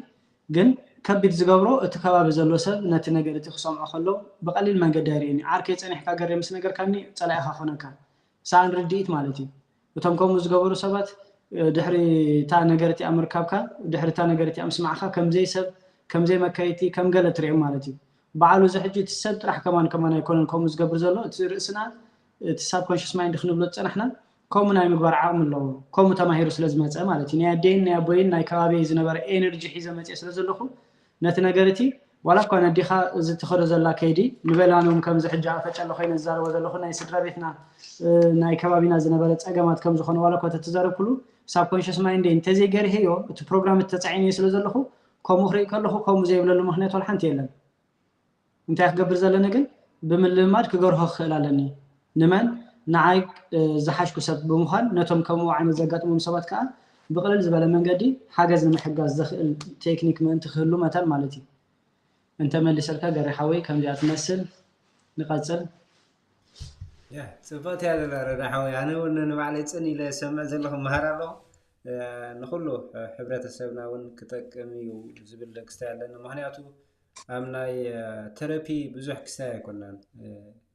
أبزي اندحر رينا أبزي معول عالم سي ولا مستعنو يهابلو سب ترابي يقبري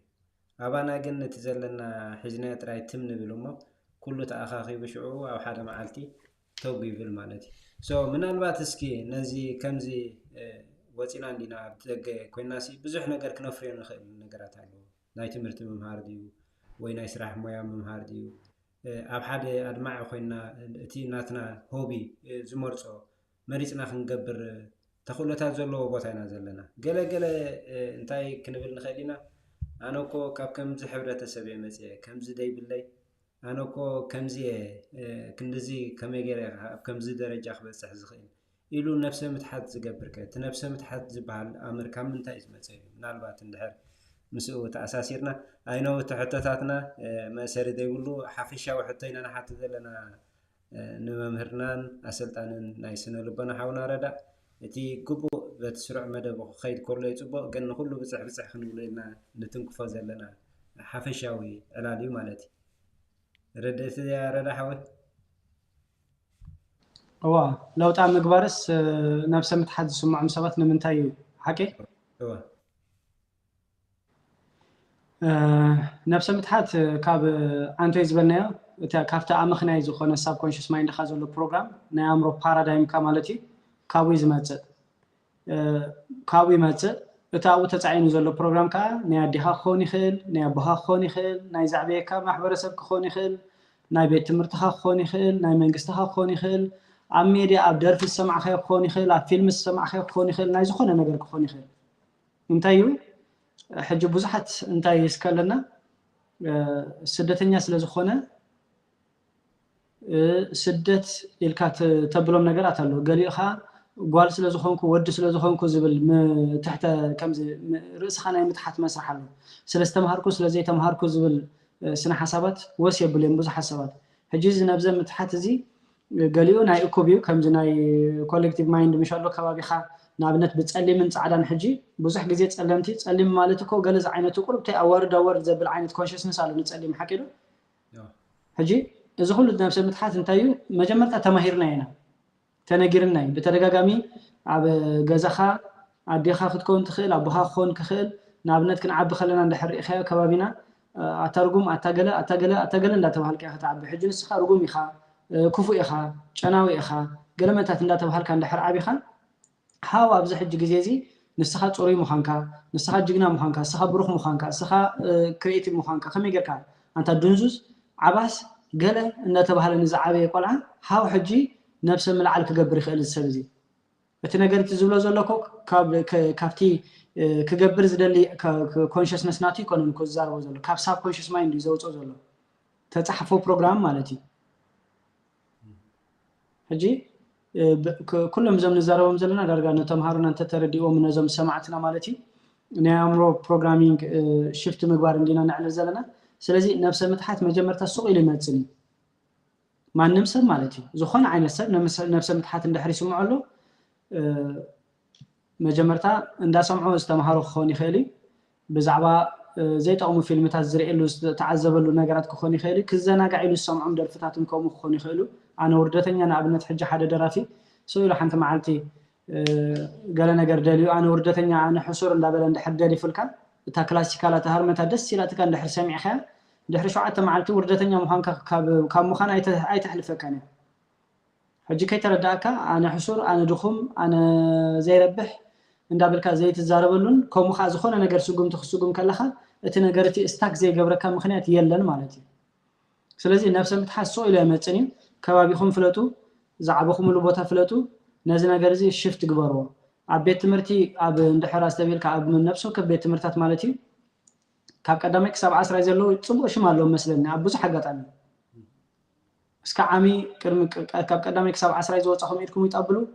ናይን ዝወጻ ኢድዮ ይጠብል ይባሃል ምሽ شعو كل جزء توم مهاران نتوم قدامات كم زيهم بلحت زي تخون دا تبهلو نتوم 50 قالن ثبات تخون شعو دون قرون دا تبهل كي اخذ خير حكيلو اذا كل انت فتره الكاسكا كم زم حج خنولم صراحنا انزايتي فتره الكمو نفس متحتك تعبيو مالتي سلازي مجمرتا زعبينا بروجرام كخون يخيليو بدحريو خا عمرو خسر حلو منجدي زي مردا نجزع رسخات نبرم نجرات كاب زقاطهم خا شجرات مالتهم نبل انا حد انا نقرين لما عند حدا نجر مسفتنا تنجرت مخان مسابينا تنجرت مخان زابينا منجد ابكن دمصنا نحنا حماقات كم زخنا دغاغيبنا نزاربلو بلو كوم يزغبر مبصحتو سب قال نجر مستفاتو انا زي ربح انا دنقرو ازي اسمخان تابيكا انت عين السبيخا ولا تمعرفتها خصاوتو كزناغو هدل يخلو بنيجاتيف انرجي مزعلوخا تفتيكا حشكا تتصليكا حشكا مبصحتو فتاويخا سويلو نيجاتيف انرجي اندهبكا اترسح اتازيا اتدرباي اتغل اندابلكا يزخير حجي እዚኦም ኩሎም ነገራት እንታይ እዮም ዝገብሩ ኣብ ነፍሰ መትሓት ንኽንጸንሕ ይገብሩና እዮም ፈቲንካ ክሳራ ከጋጥም ከሎም ከመይ ጌርካ ርእስኻ ክትሕውዮ ከም ዘለካ ክትተባብዖ ከም ዘለካ እንተዘይ ኮይኑ እቲ ነፍሰ መትሓት ሳምታይምስ ካብ ምንታይ መፂኻ እቲ አንተ ዝበልናይ ማለት እዩ ርእስኻ ዝሕልዎ ኣካል ናይ ኣእምሮኻ እቲ ውሽጥኻ ዝሕልወካ ኣካልካ እንታይ ዝገብር ንኽትዓቢ ክደልየካ ከሎ ወይ ድማ ናብ ለውጢ ክትገብር ክደሊ ከለካ ባይቕሬታ نت لوطت نخيتم صون تاي زغبر دفافيو ابتا زصنحكيا بوتا نخصنح يزغبرك سلازي ابتا زصنحكيا بوتا نخصنح كدغفك خلو كوم عينت مفرار حقالات يزمصالك شوعت غزيت سمعم تخينكا نغوخ تسخ خلخا مشت كتسخ خلخا نتوم نغرات اتوم دغاغيمكا سمعم تخينكا انت خدكونيخا افت نغرت تطميركا خطرف تخليخا مالتي سلازي مسرسنا بطعم ليلا خلونا خلالو غريحاوي اب نابز زهبو زلخو سلطنا نابنت حج تمهاري كابزن ود خمز مجمرتا خوصو مجمرتا مسغزالو سو مستناتول صغا يلاليو مسصغو مستلاليو بدحريو نابز مريت زمصلو مخنيات كمي غيروم نخالو سبات يترفو زبحال عينت مسرح يسمعوا مالتي بدحري شعو زناي شوعات ناي 5 ناي 10 عامت بلان كمي غيركا تحنص بحدار ملك ببيتسبو ملك مالتي بمحبراي هيوتكا منفساي هيوتكا ناي اغلغلوت ناي طعنا ناي فلطات ناي ገንዘብ ጉዳይ እዞም ሸውዓተ አርእስታት መስራዕኻዮ ካብዚ ፍርሕን ኔጌቲቭ ኤነርጂን እንታይ ትገብር ክትወጽእ ትጅምር ማለት እዩ እዚኦም ነገራት እዚኣቶም ክሳብ ዘይብልና ግን ኩሉ ግዜ እንታይና ኣጸጋም ዝኾነ ዓይነት ህይወት ፎስም እንታይ ልካ ክደፍር ተሓሰብከ ኣነ ሓደ ነገር ክገብር ደለይሲ ንምንታይ ዝፍትኖ ነት ፈተናቲ እቲ ሪስክ ንምንታይ ዝወስዶ نقدمي زرعين كل حد يلن سبكا بتسفى يزنبر مثلا حكيلو سب تسفى تزيبلو زحقوسو ነገር ኣብ ቅድሚ እንተዘይ ቀሚቱ ሓጎስ ካውሽ ተኻን ይዝርከብ ግን እቲ ነገር ትተኸዶ ዘለኻ ከም ዝሕጉሰካ ርግጸኛ እንተዘይ ኮይንካ ፎስምንት ያን ነገር የምሰኻ መጽ ሓደ ነገር ክገብር ይፈትን ስለዚህ ርእሰይካ አንታይ ዝገብር ሳብኮንሽስ ማይንድ ማለት እዩ እዚ ናይ ተግባር ኣእምሮና ነፍስ ወከፍ ንገብሮ ምንቅስቃሳት ዝፈልጦም ክኾናሉ ዝተረድኦ ክኾናሉ ብዘይ ኣፍልጦ ኣይከይኒ ስለዚህ እቲ ትገብሮ ዘለኻ እቲ ትኾኖ ዘለኻ ምንቅስቃሳት ንርእስኻ ገሊጽካሉ ዲኻ ኣነጽርካሉ ዲኻ ኣፍሊጥ ከይዲኻ بحلم درجة بشرط درجة بتكبر درجة انت كم زخير نبينا بكم زمات ابينا درجة خمت بتصح كم تخيل افليت كيريخا بدحر يشعو سابكونشس مايندها كمخنيم زغبو مخنياتات كقدم كعاتي خريخا باونتو مرغاغصي بافيرميشن بارادايم شيفت غير كاريخا ازون كلهم كيد مسكركا اتي انت يزبلنايو نفسها موقاس نفس متحات مرأي زبحال نغرات يترفو مالتي مخنياتو حلمك تحنصص كلها غري نرداي زغبو وي نغري يغبو الكا تقمطو بوتا يا تقمطو زلها سلازي انت تغبرا لها مجمرتا سغمتي ناي نفس ملعال كمان نعخا زغباكا بوتا ممراتي نعخا زغباكا بوتا زي مرصكا خنسخا نابي غصكا ختصرح سراح زو مبزحتو سب سراح وفري ግን ናይ فرحات حلمي حيزي زوفر انت زغبر اسكا دقو متان كابسوم كي تحتو كراي غزا متان كي سغوك كاب سيستم متان كي وصدو وي دما زخونه ነገር ሽግር ከይመጾ نتقدم غزي وزلو بعداز غزو غنز غزا مخفل نخيس انغرز عينتي زسرح مبزحدو سب اتي نعو زغبو بوتا اي مرصن زلو اب شجر كيودق يزقالس حجي سبزي انت فرحه تحت كمزي نفس متحات انت تسمعو زفردو ነገር ይብሉን اتكيدكم يزمهرካ ማለት ኩነት ማለት ስለዚህ ሰብካ በነፍሰ ምትሐት ኮጽ እንድሕር ኮይኑ ቀዲሙ ንገዛር እሱ ዝኾን ቦታ ከመረጽ ክኸላሉ أنا أبزي 5 درجة خبأت حزلني ب5 عينة أنا خنبر زلني كم زعينة مجاجبا كم زعينة كاونا كم زعينة جزا كم زعينة مانكينا كم زعينة دموز زجبأني السبي إلو قدم كوسن كخلالو السوم سوسني بدحريو على نفس متحت كوت زخيل مالتي thank you جاري حوي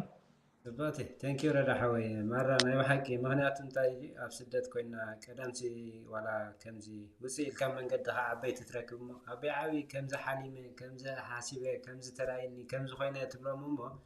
የተዘጋጠ መካዝ ነበረ ሁነታት በቲናቶም ክስታይ ልቡ በትናቶም ልቦና ይሙሉስል ካሞ ዝህበ ካዝ ነበረ ሞቲቬሽን ነሩ ኣብ ስደት እዚ ድማ ከምዝናትካ ረዳሓ ወይ እትስኻ ተበደለኻ ትምርቲ ናይ ባሕቂ ግዜ ወስድ ኸውን ትሰብ ዳይቨርት ንኸገብር ንዕኡ ፈሊጥና ናብኡ ዓይነት ትምህርቲ ድሂብና ነብስና ንኽንፈልጥ ማለት እዩ ትተወደለኻ ትምህርቲ ቀሊል ትምህርቲ ይኮነን ንኹላህና ድማ ብፍላይ ድማ ኣብ ስደት ንዘሎ ድማ كافت زدقة كسبت زعبي من نوابرنا زحجزنا تمرتي مالتي اسكي من البات مسا تنكفى بالكاين يركعنتو مسنا دكنا ون كم زين لابلنا عند هرعبين يمشي كمت زلوا وابرسهم كسفروا وزخولوا نجارات الله اسكي مسنا يسدت التاساسير كابنا عدنا حدا خوني تبهلي ونبقى كاين بعلو ولادي خاطر يكونن ولادي خبس عدنا قربيتك فلاتيخا زغناون حلف زبل من قد نحريكا تقولع زيا جيجا كم زي تكبرنا نعز ودي ودبنيها زيا 5 تقبر كاس كم زيا جيجا يلو يمعدا كمو كافتي نقرات تقلن يركا اب سدت اسكي مس دقنا تاساسيرنا اب معباي كافتي ባህልና ውጽ ይሉ ምስቲ ዘሎ ባህሊ ናይቲ ስደት ምናልባት ተሳሲርካ በተዓባቢያ ምስኦም ኣብናይ ክንጥቋወሎም ዘለና ኣገባባት ኣብ ትምህርትና ድዩ ኣብ ዘራርባና ድዩ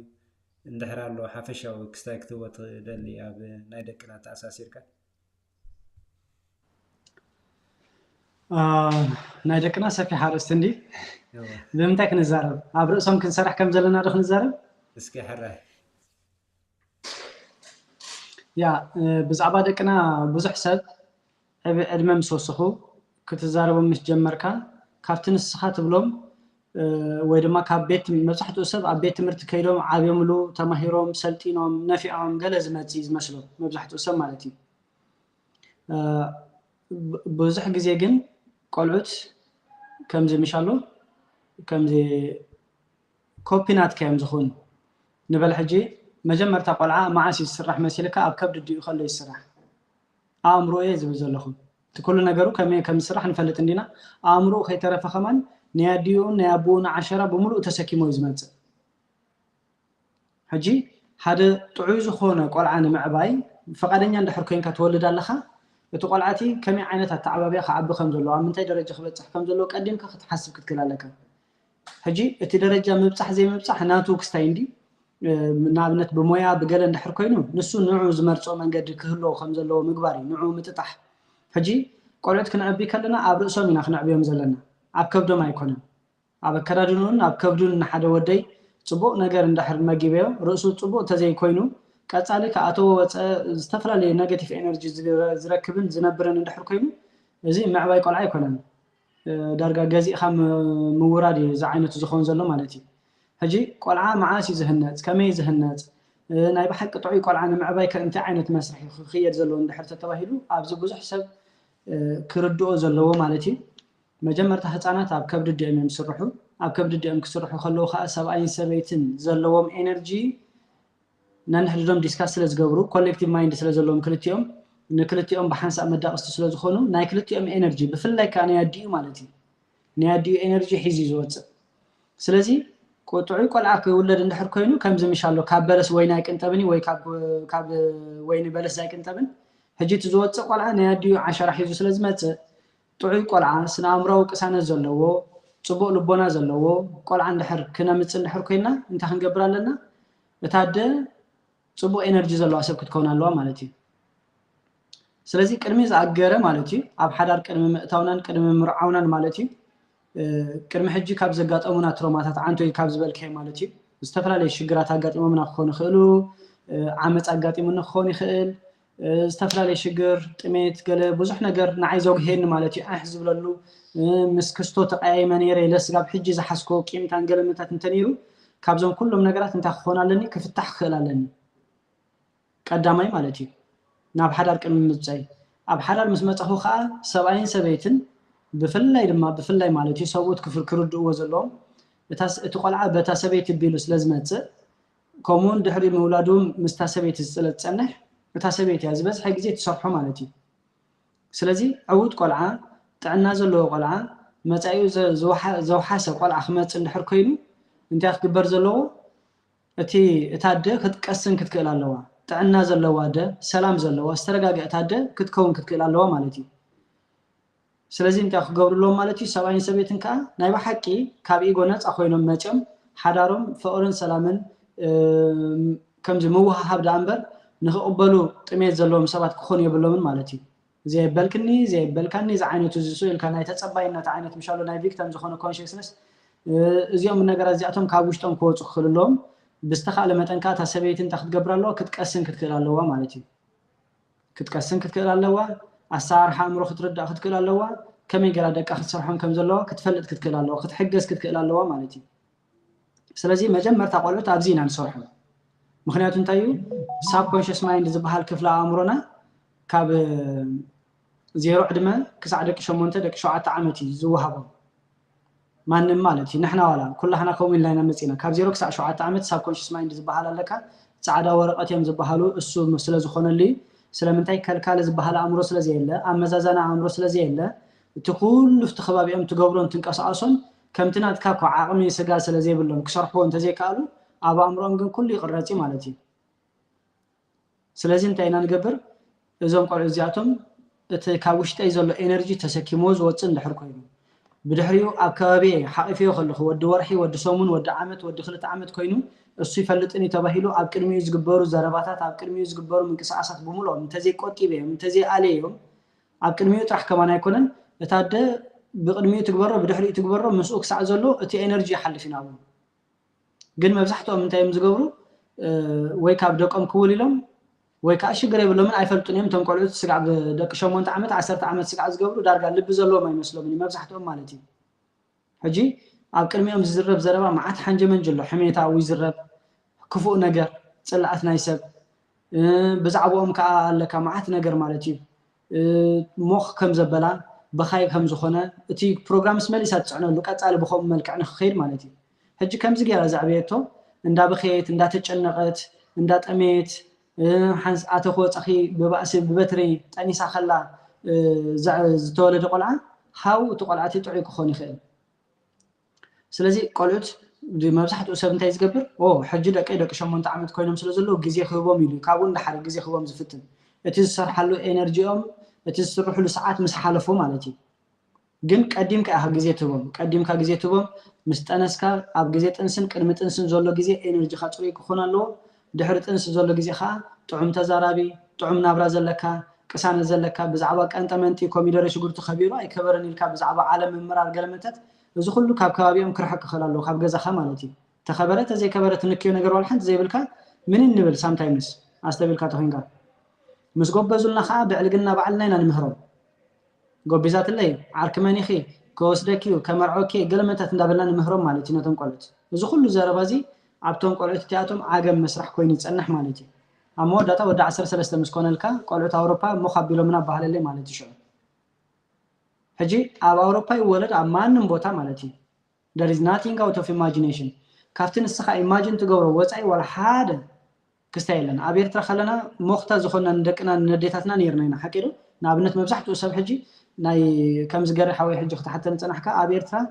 ሕብረተሰብ ከይተረፈ ይቐፅዓካ ስለ ዝኾነ ድሓን ነይሩ ዝዓይነቱ ኣካይዳታት ኣሎ ግን ከምኡ ከሎ ፍልይ ዝበለ ንበል ኣነ ካብ ገዛውተይ ፍልይ ዝበለ ጠባይ ነይሩኒ ንበሎ ማዕገርገሪ ረባሺ ተሃራራሚ ከታሪ ገለመታት ዕዋላ ገለ ክኾን ይኽእል እዚ ኩሉ ካብ ምንታይ መጪ እንድሕር ኢላ ካብቲ ዛዕብየና ኤነርጂ ወጪ ማለት እዩ ከምኡውን ሞር ትሑት ሞር ዕግስ ሞር ፈታዊ ደቁን ኣዲኡን ኣቦኡን ኮይነ ዝዓበኽሉ ምክንያት ከዓ እቲ ኣብ ከባቢየ ዘሎ ኤነርጂ ከምኡ ሰሪሕኒ ኣብዞም ሕጂ ኣውሮፓ ይኹን ኣሜሪካ ብዘይ የገድስ ስደት ብፍላይ ስደት ኢልካ ብምክንያት ብፍላይ ንሳብ ኮንሽስ ማይንድና ብጣዕሚ እዩ ዝጎርም ኣብ ስደት ስለ ዘለና ዝበሃል መስራሕ የለን ዋላ ሓንቲ ክሰርሕ ተለኢልካ ክሰርሖ ትኽእል ኢኻ ማለት እዩ ንወድኻ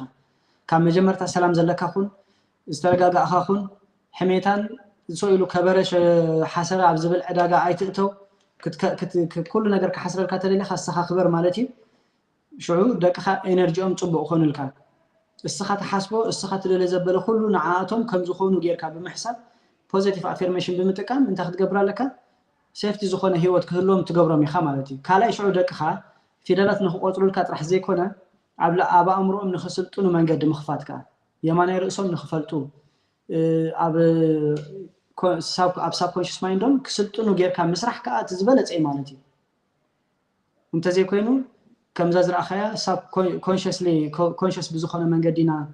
تمرتنا تماهرنا يو زعبنا يو استمعدنا يو معدوتات عب كونشس ماينديو يماني رأسنا والحد نفلتنا يماني رأسنا مشكنا نايتساقا رأسنا بروغرامات تسكي مترحي زخير مخنياتو نعو زخو من قد سلازي كفتنا كم يكن سرح له خمزة لنا سلازي نفلت سلازي سدس سلازخونا قلس سلازخونا آيكونا قديم كان السخاء كلمة سدت مخان زي مخان كلمة مقباركا قالوا بزح تشالنج قالوا يفلت اندي جن قديم كان السخاء تواتو زغبا كتواتي خريخه نغو انتلتيله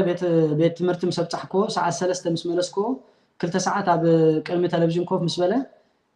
كلتا ساعات نابعرختو مسوصه ماچينا بغزا زدقس قلا حيزس سدت ابلاش ليك هاو كمي غير خون يخل كند منتاي غزي هيبيو انا نبعلي يركبنا كمبو ساعه 6 خاب غزا مسوصاخو ساعات 8 ساعات 10 زمت ساعات 6 كاب صراحه فدس كلتا ساعات 3 ساعات افتن دابار مسعرف يصنح ወይ ከዓ ሰሙን ክልተ ሰሙን ካብ ገዛ አሊ ንጽንሕ ስራሕ ይሕዝ እንታይ ዓይነት አተዓባብያ ክኾን እዚ ኦኬ ክሽግረና ክእል እዩ ቀለቦም ገለመታት ንምምጻእ ነዊሕ ሰዓታት ስራሕ ገለ ክንሰርሕ ንኽእልና ግን እዚ አተዓባብያ ቆልዑት ኣይኮነን በቲሉ ይጸግምካ ኣይጸግምካ ብዘይገድስ ቆልዓ ከዓብየሉ ብዘለዎ መንገዲ ከዓቢ እንድሕር ተዘይጌርካ እቲ ቆልዓ ይትዕብየን ዘለካ ስለዚ ኣብ ኤነርጂኦም ከመይ ጌርካ ክሰርሕ ኣለካ ኣብ ርእሶም እንታይ ክትጽሕፍ ከም ዘለካ ክትመርጽ ኣለካ መጀመርታ ቅድሚ 6 7 8 ቆልዑት ምምጻእኻ ማለት እዩ እሱ መስካልካ ኢኻ ቶም ቆልዑት ከተምጾምን ከይተምጾምን ኣምርጫ ትመጽእ ማለት እዩ ተረጋጊእኻ ሽግር ክፍጠር ከሎ ቀልጥፊልካ ንምእላይ ዘኽእለካ ከይድታት ቅድሚ ሽግር ምፍጣሩኻ ካብ ሽግር ነፃ ዝኾንካ ሰብ ካብ ኢጎ ነፃ ዝኾንካ ሰብ ካብ ተጸባይነት ነፃ ዝኾንካ ሰብ መብዛሕትኡ ሰብ ሓዳር ከኣቱ ከሎ ፋታ ሰልቺዎ መልክዓ ሲሒብኒ ገንዘብ ዓዲ ክቕይር ደልዩ ብዝተፈላለየ ድፊኢት ይዝኣቱ ዓደይ መታን ንወላድ ከይራኣየት ከይትመውት ወላድ ደልዩ ዝኾነ ነገር ገዲድዎ ይዛቱ ናይ በሓቀስ ፍቅሪ ሓዲርዎ ገዛእ ርእሱ መሊኹ ካብ ድፊኢት ናይ ኢጎ ነፃ ኮይኑ ይኮነ ናብ ሓዳር ዝኣቱ ስለዚ ከምዚ ለመጽ ንኣብነት ኣነ ፋታ ሰልችኒ ክዳኔ ተስታረረ ክኾነለይ ደለ ገለገለ ኮይነ መጽ ብድሕሪ ዝወልዶም ቆልዑት ናይ በሓቂ መደብ ሒዘለ መጽ ሓንቲ ጽየደ ንዓቶም ዝኾን ግዜ ኣለኒ ገለ ተይልካ ኣይኮነን ነዚ ኩሉ ነገር ንምስራሕ ግን ቅስንቲ ዳን ድሕራላ ቅስንቲ ኣደን ድሕር ሰሪሕና ቁስናት ቆልዑትን ርእሶም ዝፈልጡ ቆልዑትን ኣብ ግዜ ሽግር ከማን ልዕሊ ጸብለል ኢሎም ክወፁ ዝኽእሉ ቆልዑት ንኽንሰርሕ ሽግር የብልና እንታይ ዳ ተናዴታትና ተናንስትና ክናቕስነን ክንክእል ኣለና ማለት እዩ ሰበይትኻ ወግሕ ጸብሐ እንዳ ሃረምከያ እንዳ ወቀስካያ ንኽትመሃር ዕድል እንዳኸልኣኻያ ገንዘብካ ምስኣ መማኽርቲ ዘይኮንካ ገንዘብ ብሽምካ እንዳቐመጥካ ምንም ነገር ብዛዕባ ሓዳራ ትፈልጦ ዘይብላ ጥራሕ ቆልዑት ትእቱ ቆልዑት ተውፅእ تولد تتأنس تدلخات ولدنا تدلخات قرفة عينت كم ما ترى العينت نتكملن جن كم يوم عينت نستحيزنا قالت كنا عبنا اللي سبات تخيلنا كسر كالخا تكيدي كالكائن تخون مالتي سلازي مجمرتا زين احنا خمان تشالنج خويننا زلو اب متاصعنا يتشجر جن كم زيلو خوينو ماتيو بتزمص خمصا بزي يقدس مالتي كندستيقه خصي خالي ابز حج ساعات مس مصخه كم زحج لو معنت نزارو زلنا بزمصخ مصا مالتي منالباش توم تسمعوا زلكم توم عبيتي كم عينت التعابي عابيكم كتكونوا تخليكم سابكونشس مايند زلو بروجرامات او تحتر غزي شفتي غورين ادمي خاملو حيس كاز مصخه شجر كهلو كخلني يدي خانه غلي خا حج اندحر فقيدكا او تناي تمهاري حجي او 4 روحي نا 4 روح سلطنا نوسد كم مجمرتا تمرت خجمر كله انرجيوم شيفت يزغبر مالتي امودا تخامو بقى قال عين السبات كوين يمزوتو سلازي سبيشال لو تختمص تخليخا بناي قرمه حجي زغاطوم خاشغراتن غلمتاتن ولا حدا تاثر له مخنيات يبلكان كساع نسخا زي فقدكا جن اب ما اثر تخصنح شجر يبلون مالتي ساب كونشس مايند خا با ايغوخا نعخا اسيرو خوف كبلكا ولا حنت شجر يبلون سغان امرون زوم ني حتا سبنت نعنا اسيرو من خوف كبلو ولا حنت فقد عايد لي مني مالتي السخا فقد كلها ودي خلها تاثير كلها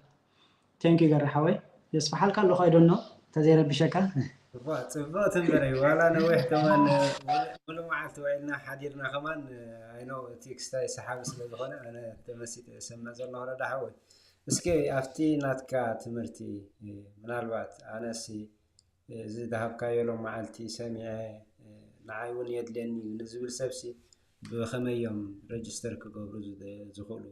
ወይ እውን እቲ ዝመሃርዎ ዓይነት ኣመሃህራ ብኸመይ ክወስድዎ ክእሉ እቲ ትምህርቲ ኣብዚ ኣስፋሕ ኣቢልካ እንዳሃር ገሊፅካልና ናትካ ኢንፎርሜሽን ከኣቲ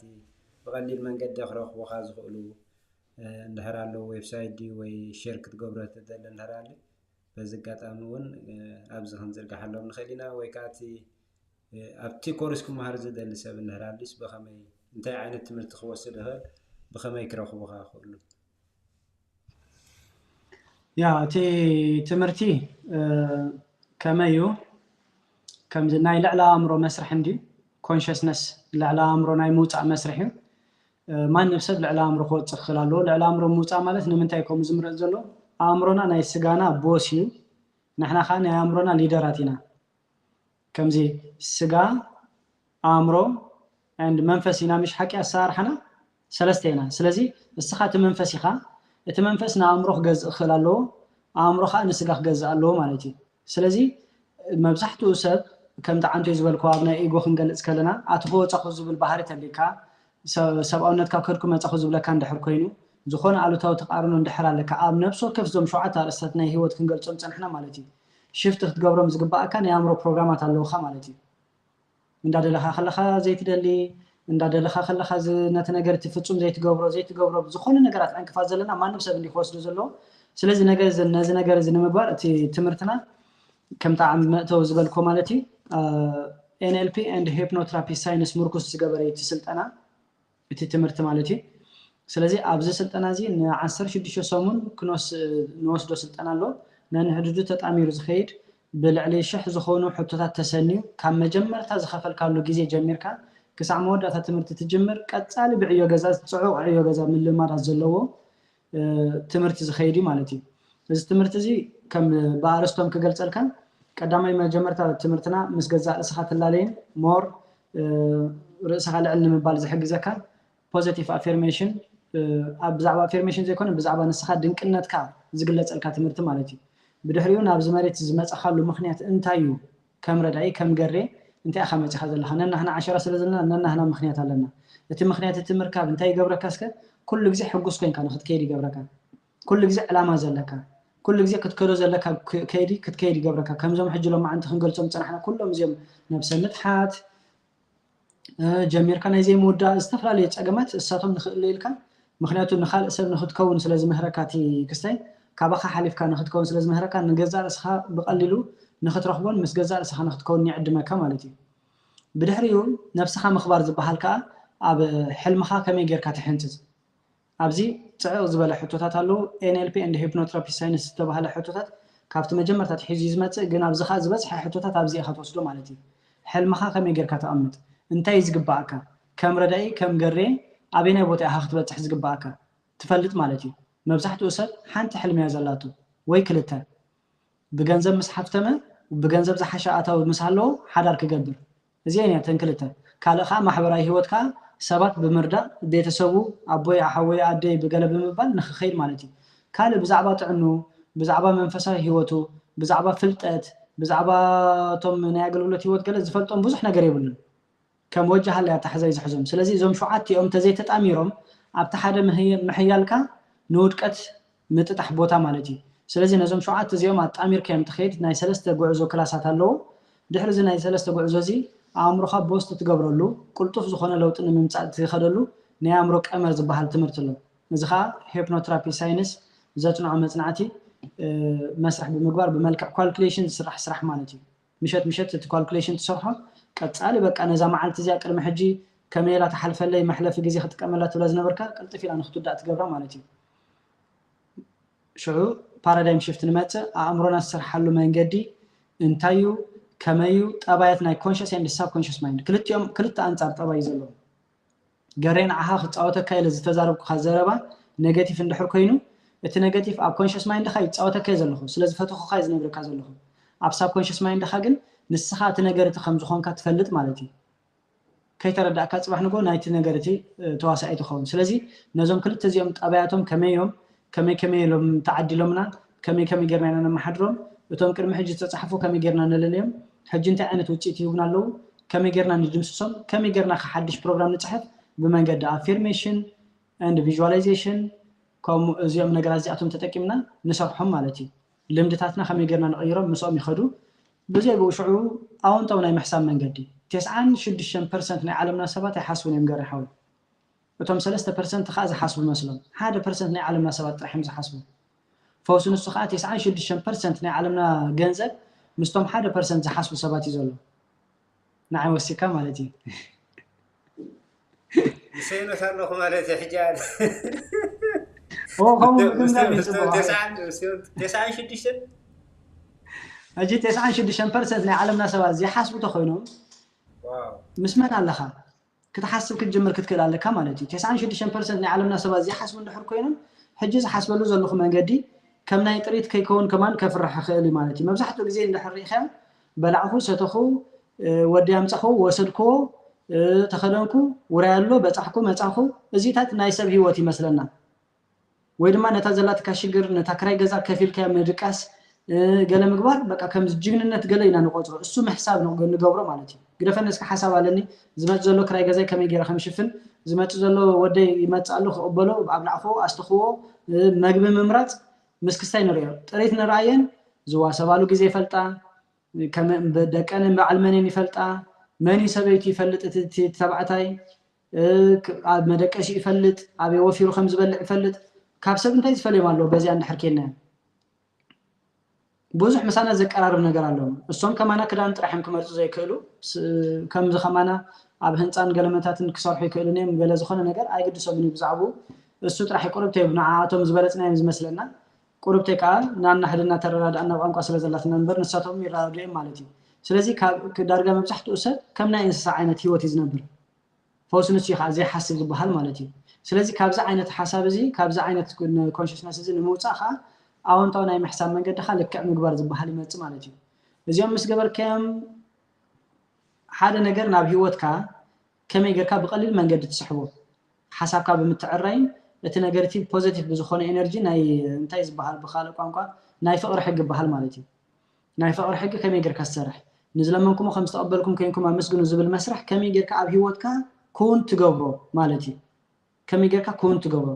እስ ቴክኒክ እዚ ምክንያቱ መብዛሕትኡ ሰብ ዘይደለ ነገር እዩ ዝጽበይ ዘይደለ ነገር እንዳፈርሐ እዩ ኣብ ዘይደለ ህይወት ዝርከብ ማለት እዩ ስለዚ ካብቲ ዘፍሓካ ካብቲ ትደለ ካብቲ ዘይትደለ ካብቲ ትጸሎ ካብኡ ከመይ ጌርካ ወፂኻ ናብቲ ትደለ ክትርከብ ትኽእል እዚ ቴክኒክ እዚ ከዓ ድሕሪ ይመጽእ ማለት ድሕሪ ዛዕበስቲ እዚ ብድሕሪ ቫሊታትካ ከዓ ትፈልጥ ማለት እዩ ቫሊ ግዜኻ ገንዘብካ ጉልበትካ ሓሳብካ ገሬ ንመን ኢኻ ትህብ ዘለኻ ቀዳምነት በዓል መን ኢኻ ሰሪዕኻ ዘለኻ ጥዕናኻ ዲ ቤተሰብካ ዲ ንገንዘብ ዲኻ ሰሪዕኻ ዘለኻ ንዕሩኽትኻ ዲኻ ሰሪዕኻ ዘለኻ ንገለ ዲኻ ሰሪዕኻ ዘለኻ ብቀደም ተኸተል በዓል መን እዮም ዘለዉ ንመን ኢኻ ቀዳምነት ናይ ባሓቂ ክትቦ ዝግባእካ ብዙሕ ሰብ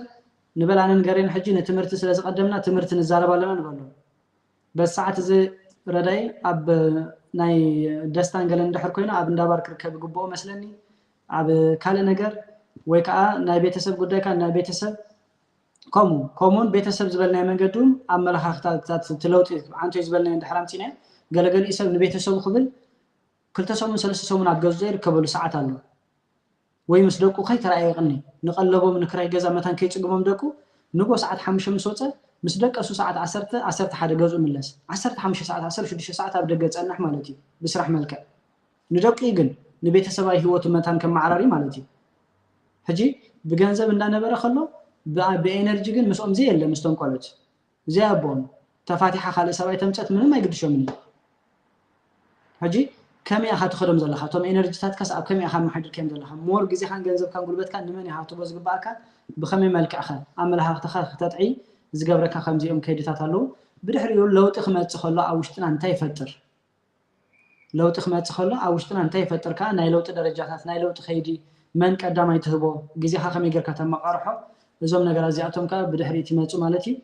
ክሳዕ መወዳእታ ከምዚ ኢልና ንኸይድ ኢጎ ንባዕሉ ኢጎ እንታይ ከም ዝኾነ ብፍላይ ኣብ ሓዳር መልክዕ ጌራ እዚ ሕጂ ካብ ክላስ ወፃኢ እዩ እዚ ዝነግረካ ዘለኹ نتمهاري كم جفت زوها بمالتي تنزجلت كل كان 16 كلاسات قديما زلوات اني 4 ورح سلطانين مالتي كم زيلهم نافتي سنة حساب بزيادة كابتا أنا حجز قلت كون العلي بتعرستي بسنة سرعات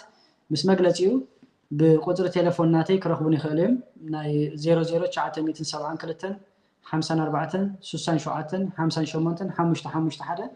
ناي إسرائيل قدر تلفون بمنقد واتساب هاي مزولو اتمال اختي بقطة هاي سدلهم سامعهم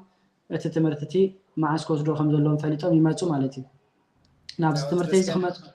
تاوتر دقام اللي ردا حوي 00 كلتن 54 68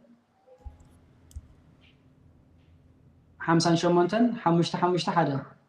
58 هذا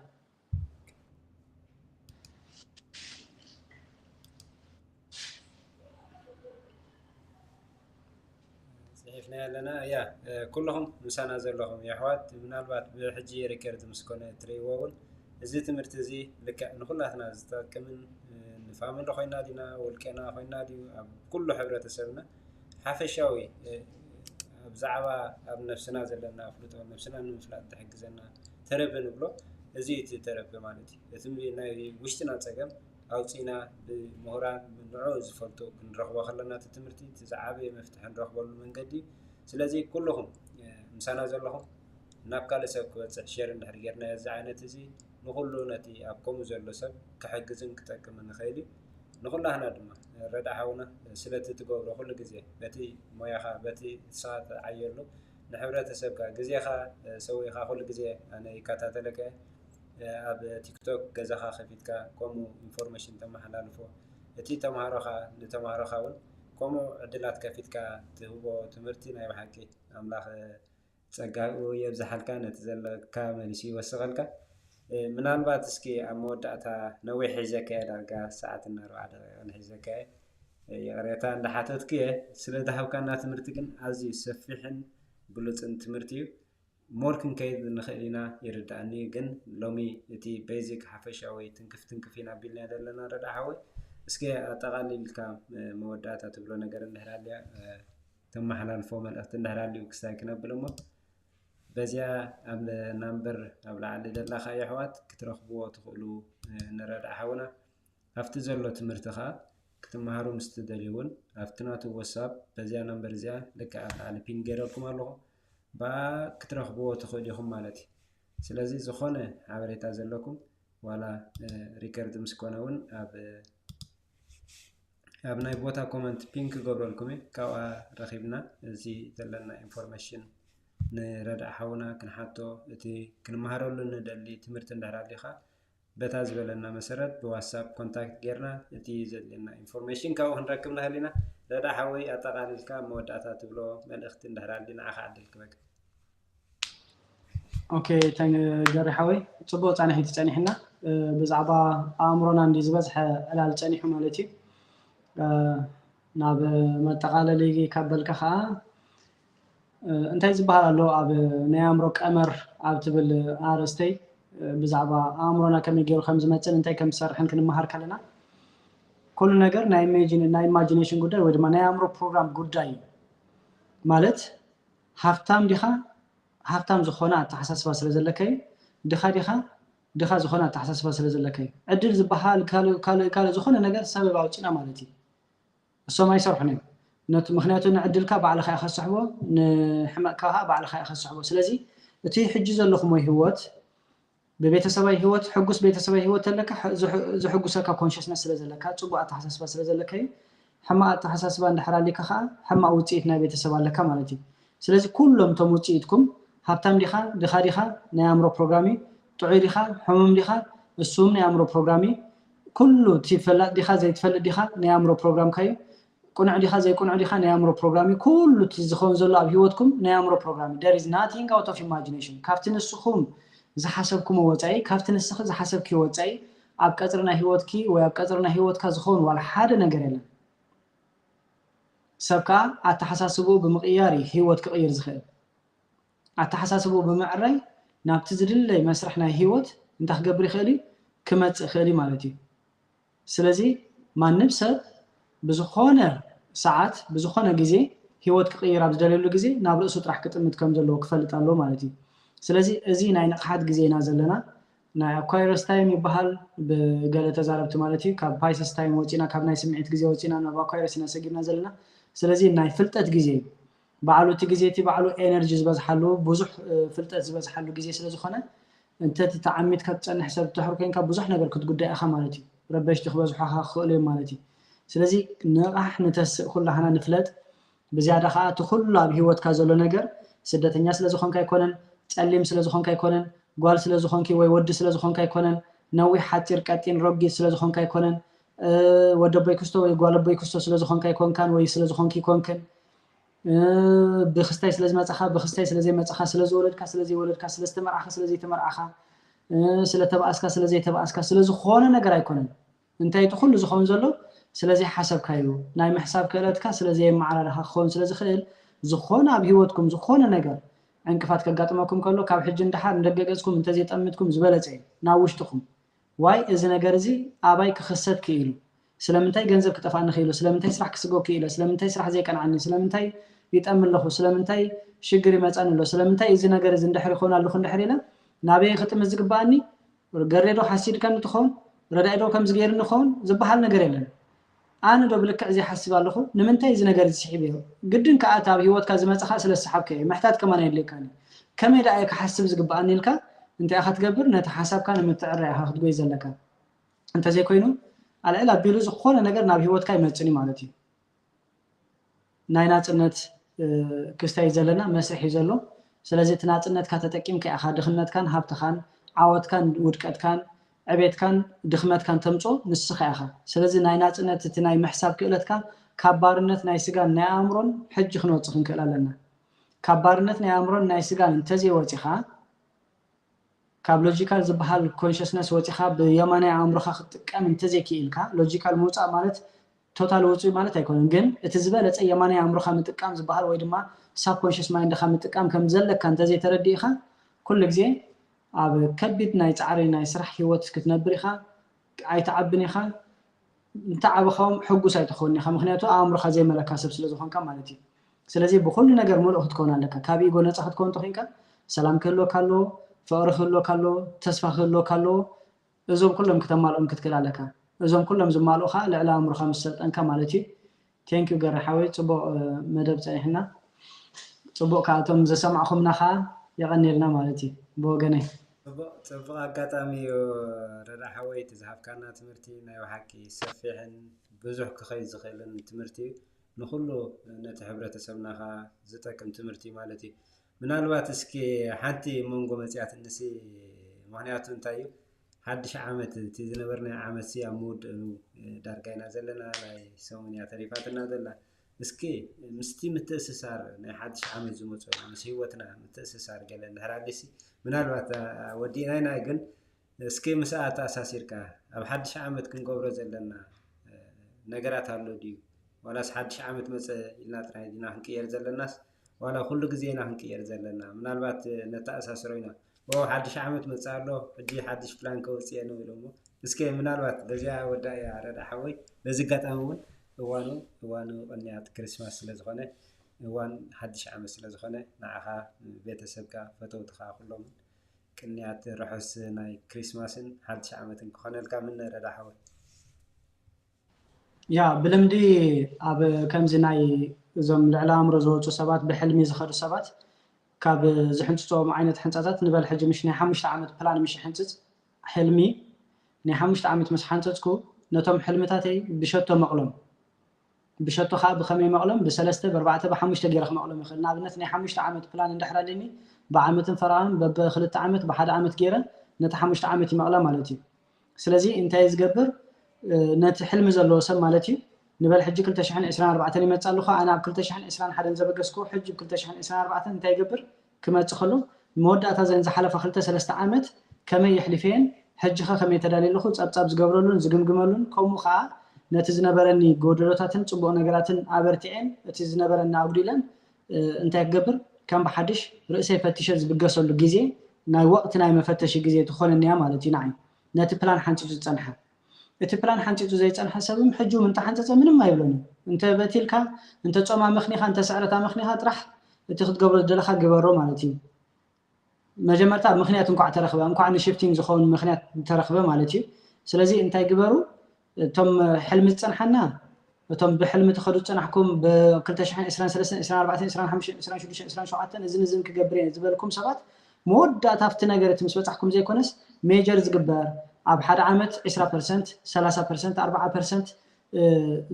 ዝውዳእ ዓይነት መደብ ጌርና ስለንፀንሕ ንበል ሕጂ ኣና ኣብ 2023 መወዳእታ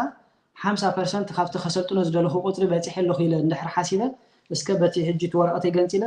ይርኦ ክንደይ ተምሃሮ ኣሰልጢነ 16 ክላሳት ኣብ 16 ክንደይ ካብ 10 ክሳብ 25 ሰባት ዘሰልጥና ኣብ ሓደ ክላስ ኦኬ ስለዚ ብ10 ሰባት ብ50 ሰባት ጎደሎ ወይ ድማ ብ50 ሰባት ዝያዳ እንድሕር ከይዱ ኦኬ ኣብ 2024 ኣብ 2025 ሓንፂ ዘለኹ መደብ ክውስኸሉ ዶ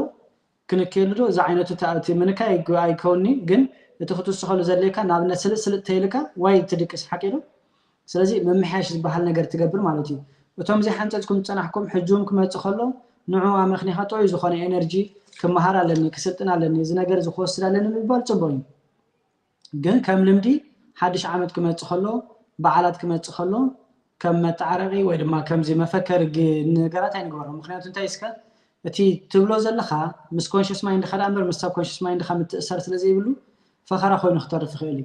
ኣብ ሓድሽ ዓመት ሽጋር ክገድፈ ኢለ እንድሕር ኣነ ክሳዕታ ናይ መወዳእታ መዓልቲ ዝስሕብ እንድሕር ኮይነ ሃው ክገድፋ ይክእልን እየ ምክንያቱ ምልማድ ከልምዶ ክኽእል ኣለኒ ቀዲመ ቅድሚ 6 ወርሒ ፕራክቲስ ክገብር ተደለየ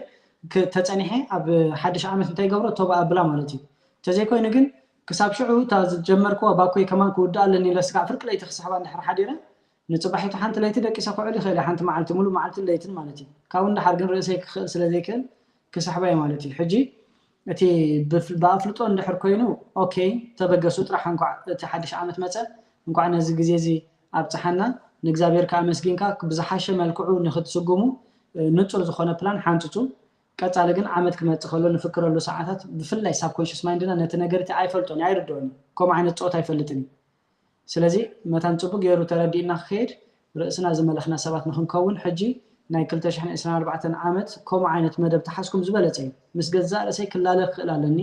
ካብ ናይ ቅድሚ ሕጂ ዝነበሩ ወጥርታት ክወፅእ መታን ርእሰይ ክፈልጥ ኣለኒ ኢልና ርእስና ንፈልጠሉ ፕላን ተገይርና ዝበለፀ ክኸውን ማለት እዩ ብድሕሪኡ ናብ ቤስት ላይፍ ሞቲቬሽን ክትመፁ ትኽእሉ ናብ ካልእ ክትከዱ ትኽእሉ ብኦንላይን ብሕሱር ዋጋ ዝወሃበኩም ኣሎ ብእንግሊሽን ብገለን ኮይኑ ከምዚ ትግርኛ ስለዘይኮነ እምበር በትን ኢሉ መጀመርታ ዝኾነ ነገር ምግባርኩም ቅድሚ ሓዳር ምግባርካ ቅድሚ ስራሕ ምጅማርካ ቅድሚ ዝኾነ ነገር ምግባርካ እቶም 7 ርእሳት ገልፆም ፅናሕኩም ኣብ ርእስኩም ክሰርሑ ከም ዘለኩም ተሰሪሕኩም ከዓ ዝበለፀ ማለት እዩ ስለዚ ኩላህና እንተስእ ጥራሕቲ መስርሕ ቴንኪዩ ገሪሓወይ ቴንኪዩ ረዳ ሓወይ ስለትዛሃብካና ሞያዊ ምክረኻ ኣዝና ነመስግን ከምኡ ኩለኹም ተዓዘብቲ ምሳና ዝፀናሕኩም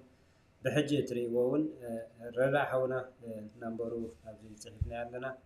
ብናምበሩ ደው ኢልኩም ክትረኽብዎ ትኽእሉ ኢኹም እቲ ዘለኩም ሕቶ ርእቶ ከዓ ብናትኩም በቲ ዋትሳፕ መሰረት ሓቲትና ዘሎ ደው ኢልና ክንረኽቦ ንኽእል ኢና ረዳ ሓውና ስለዝሃብካና ትምህርቲ ኣዝና ነመስግን ኩልኹም ምሳና ዝፀናሕኩም ነዚ ቪድዮ ዝረኣኹሞ ድማ ከምኡ ምስቲ ናብ ካልእ ንኽበፅሕ ካልእ ሰብ እውን ነዚ ርኢ እውን ካብኡ ክመሃር ዝኽእል ብዙሕ ሰብ ስለ ዘሎ ሼር እንዳሕር ጌርናዮ ላይክ እንዳሕር ጌርናዮ ነቲ ዘይበፅሐ ሰብ እውን ክበፅሖ ይኽእል እዩ ማለት እዩ ስለ ምሳና ምፅናሕኩም ኣዝና ነመስግን ምናልባት ዓንተ ወይ ዘረኣናዮ ነይራ ኣብ ገዛና ክንፈልጦ ዝግባአና ነገራት እንድሕር ኣልዩ ከምዚ ዓይነታት ገለ ካብቲ ስራሓት ዝጥቀመሉ ክጠቕመኩም ይኽእል እዩ ዝብል ሓሳብ ኣለኒ እሱ ከዓ እንታይ እዩ ናይ ገዛና ላውንድሪ እንድሕር ምንቃፅ ይኣብየና ኣሎ ኮይኑ እዚ ትሪእዎ ዘለኹም ልክዕ ኮበርታ ኮይኑ ዝወፅእ ዘሎ ካብ ላውንድሪና ዝርከብ እዩ ማለት እዩ ላውንድሪ እንድሕር ኣንቂፅና ኣብቲ ዘንቀፅናሉ እቲ ፊልተር ተዘያፅሪናዮ ኩሉ ግዜ እንታይ ከጋጥመና እዩ ዘይምንቃፅ ከጋጥሚ እቲ ቴርሞስታት ናይቲ ድራየር ከዓ እሱ ካብ ፋየር ዝከላኸል ስለ ዝኾነ እሱ ብሎው ኸውን እሱ ብሎው ተኮይኑ ከዓ ድራየርና ምንቃፅ ተሃብየና እሞ ከም ብሓድሽ ሽዑ ናብ ካልእ ስራሕ ክንኣቲና ማለት እዩ ስለዚ ብግቡእ እቲ ድራየር ናትና ኣብ ንጥቀመሉ ግዜ እንድሕር ኣፅሪናዮ ካብ ዳሜጅ ምዃኑ ወይ ከዓ ዋላ ሰዓታት ራን ጌራ ኣይትንቅፀልናን እያ እቲ ሓደ ጠንቂ ክኸውን ዝኽእል እቲ ፊልተር እንተዘየፅሪናዮ እቲ ሊንት ዝበሃል ኮበርታ ይመስርትሞ ብድሕሪኡ ምንቃፅ ይሃበና እዚኣ ሓንቲ ናይ ድራየር ክትከውን ከላ እታ ካልኣይቲ ክንወስዳ ንኽእል ምናልባት ቪድዮ ዝሰራሕኩ ዋላ ብዛዕባኡ ክትርእይዎ ትኽእሉ ኢኹም እቲ ካልኣይ ድማ እንታዩ ኣብ ናይ ገዛና ተዓቢስና ንብል ብዙሕ ግዜ የለና ላውን እቲ ሻወር ክዕበስ ይኽእል እዩ እቲ ሲንክ ክዕበስ ይኽእል እዩ እቲ ሓደ ጠንቂ ካብኡ ክኸውን ዝኽእል ከዓ ናይ ሳሙና ወይ ከዓ ናይ እንታይ ዝበሃል ናይ ፀጉሪ እቲ ዘይሓቅቕ ስለ ዝኾነ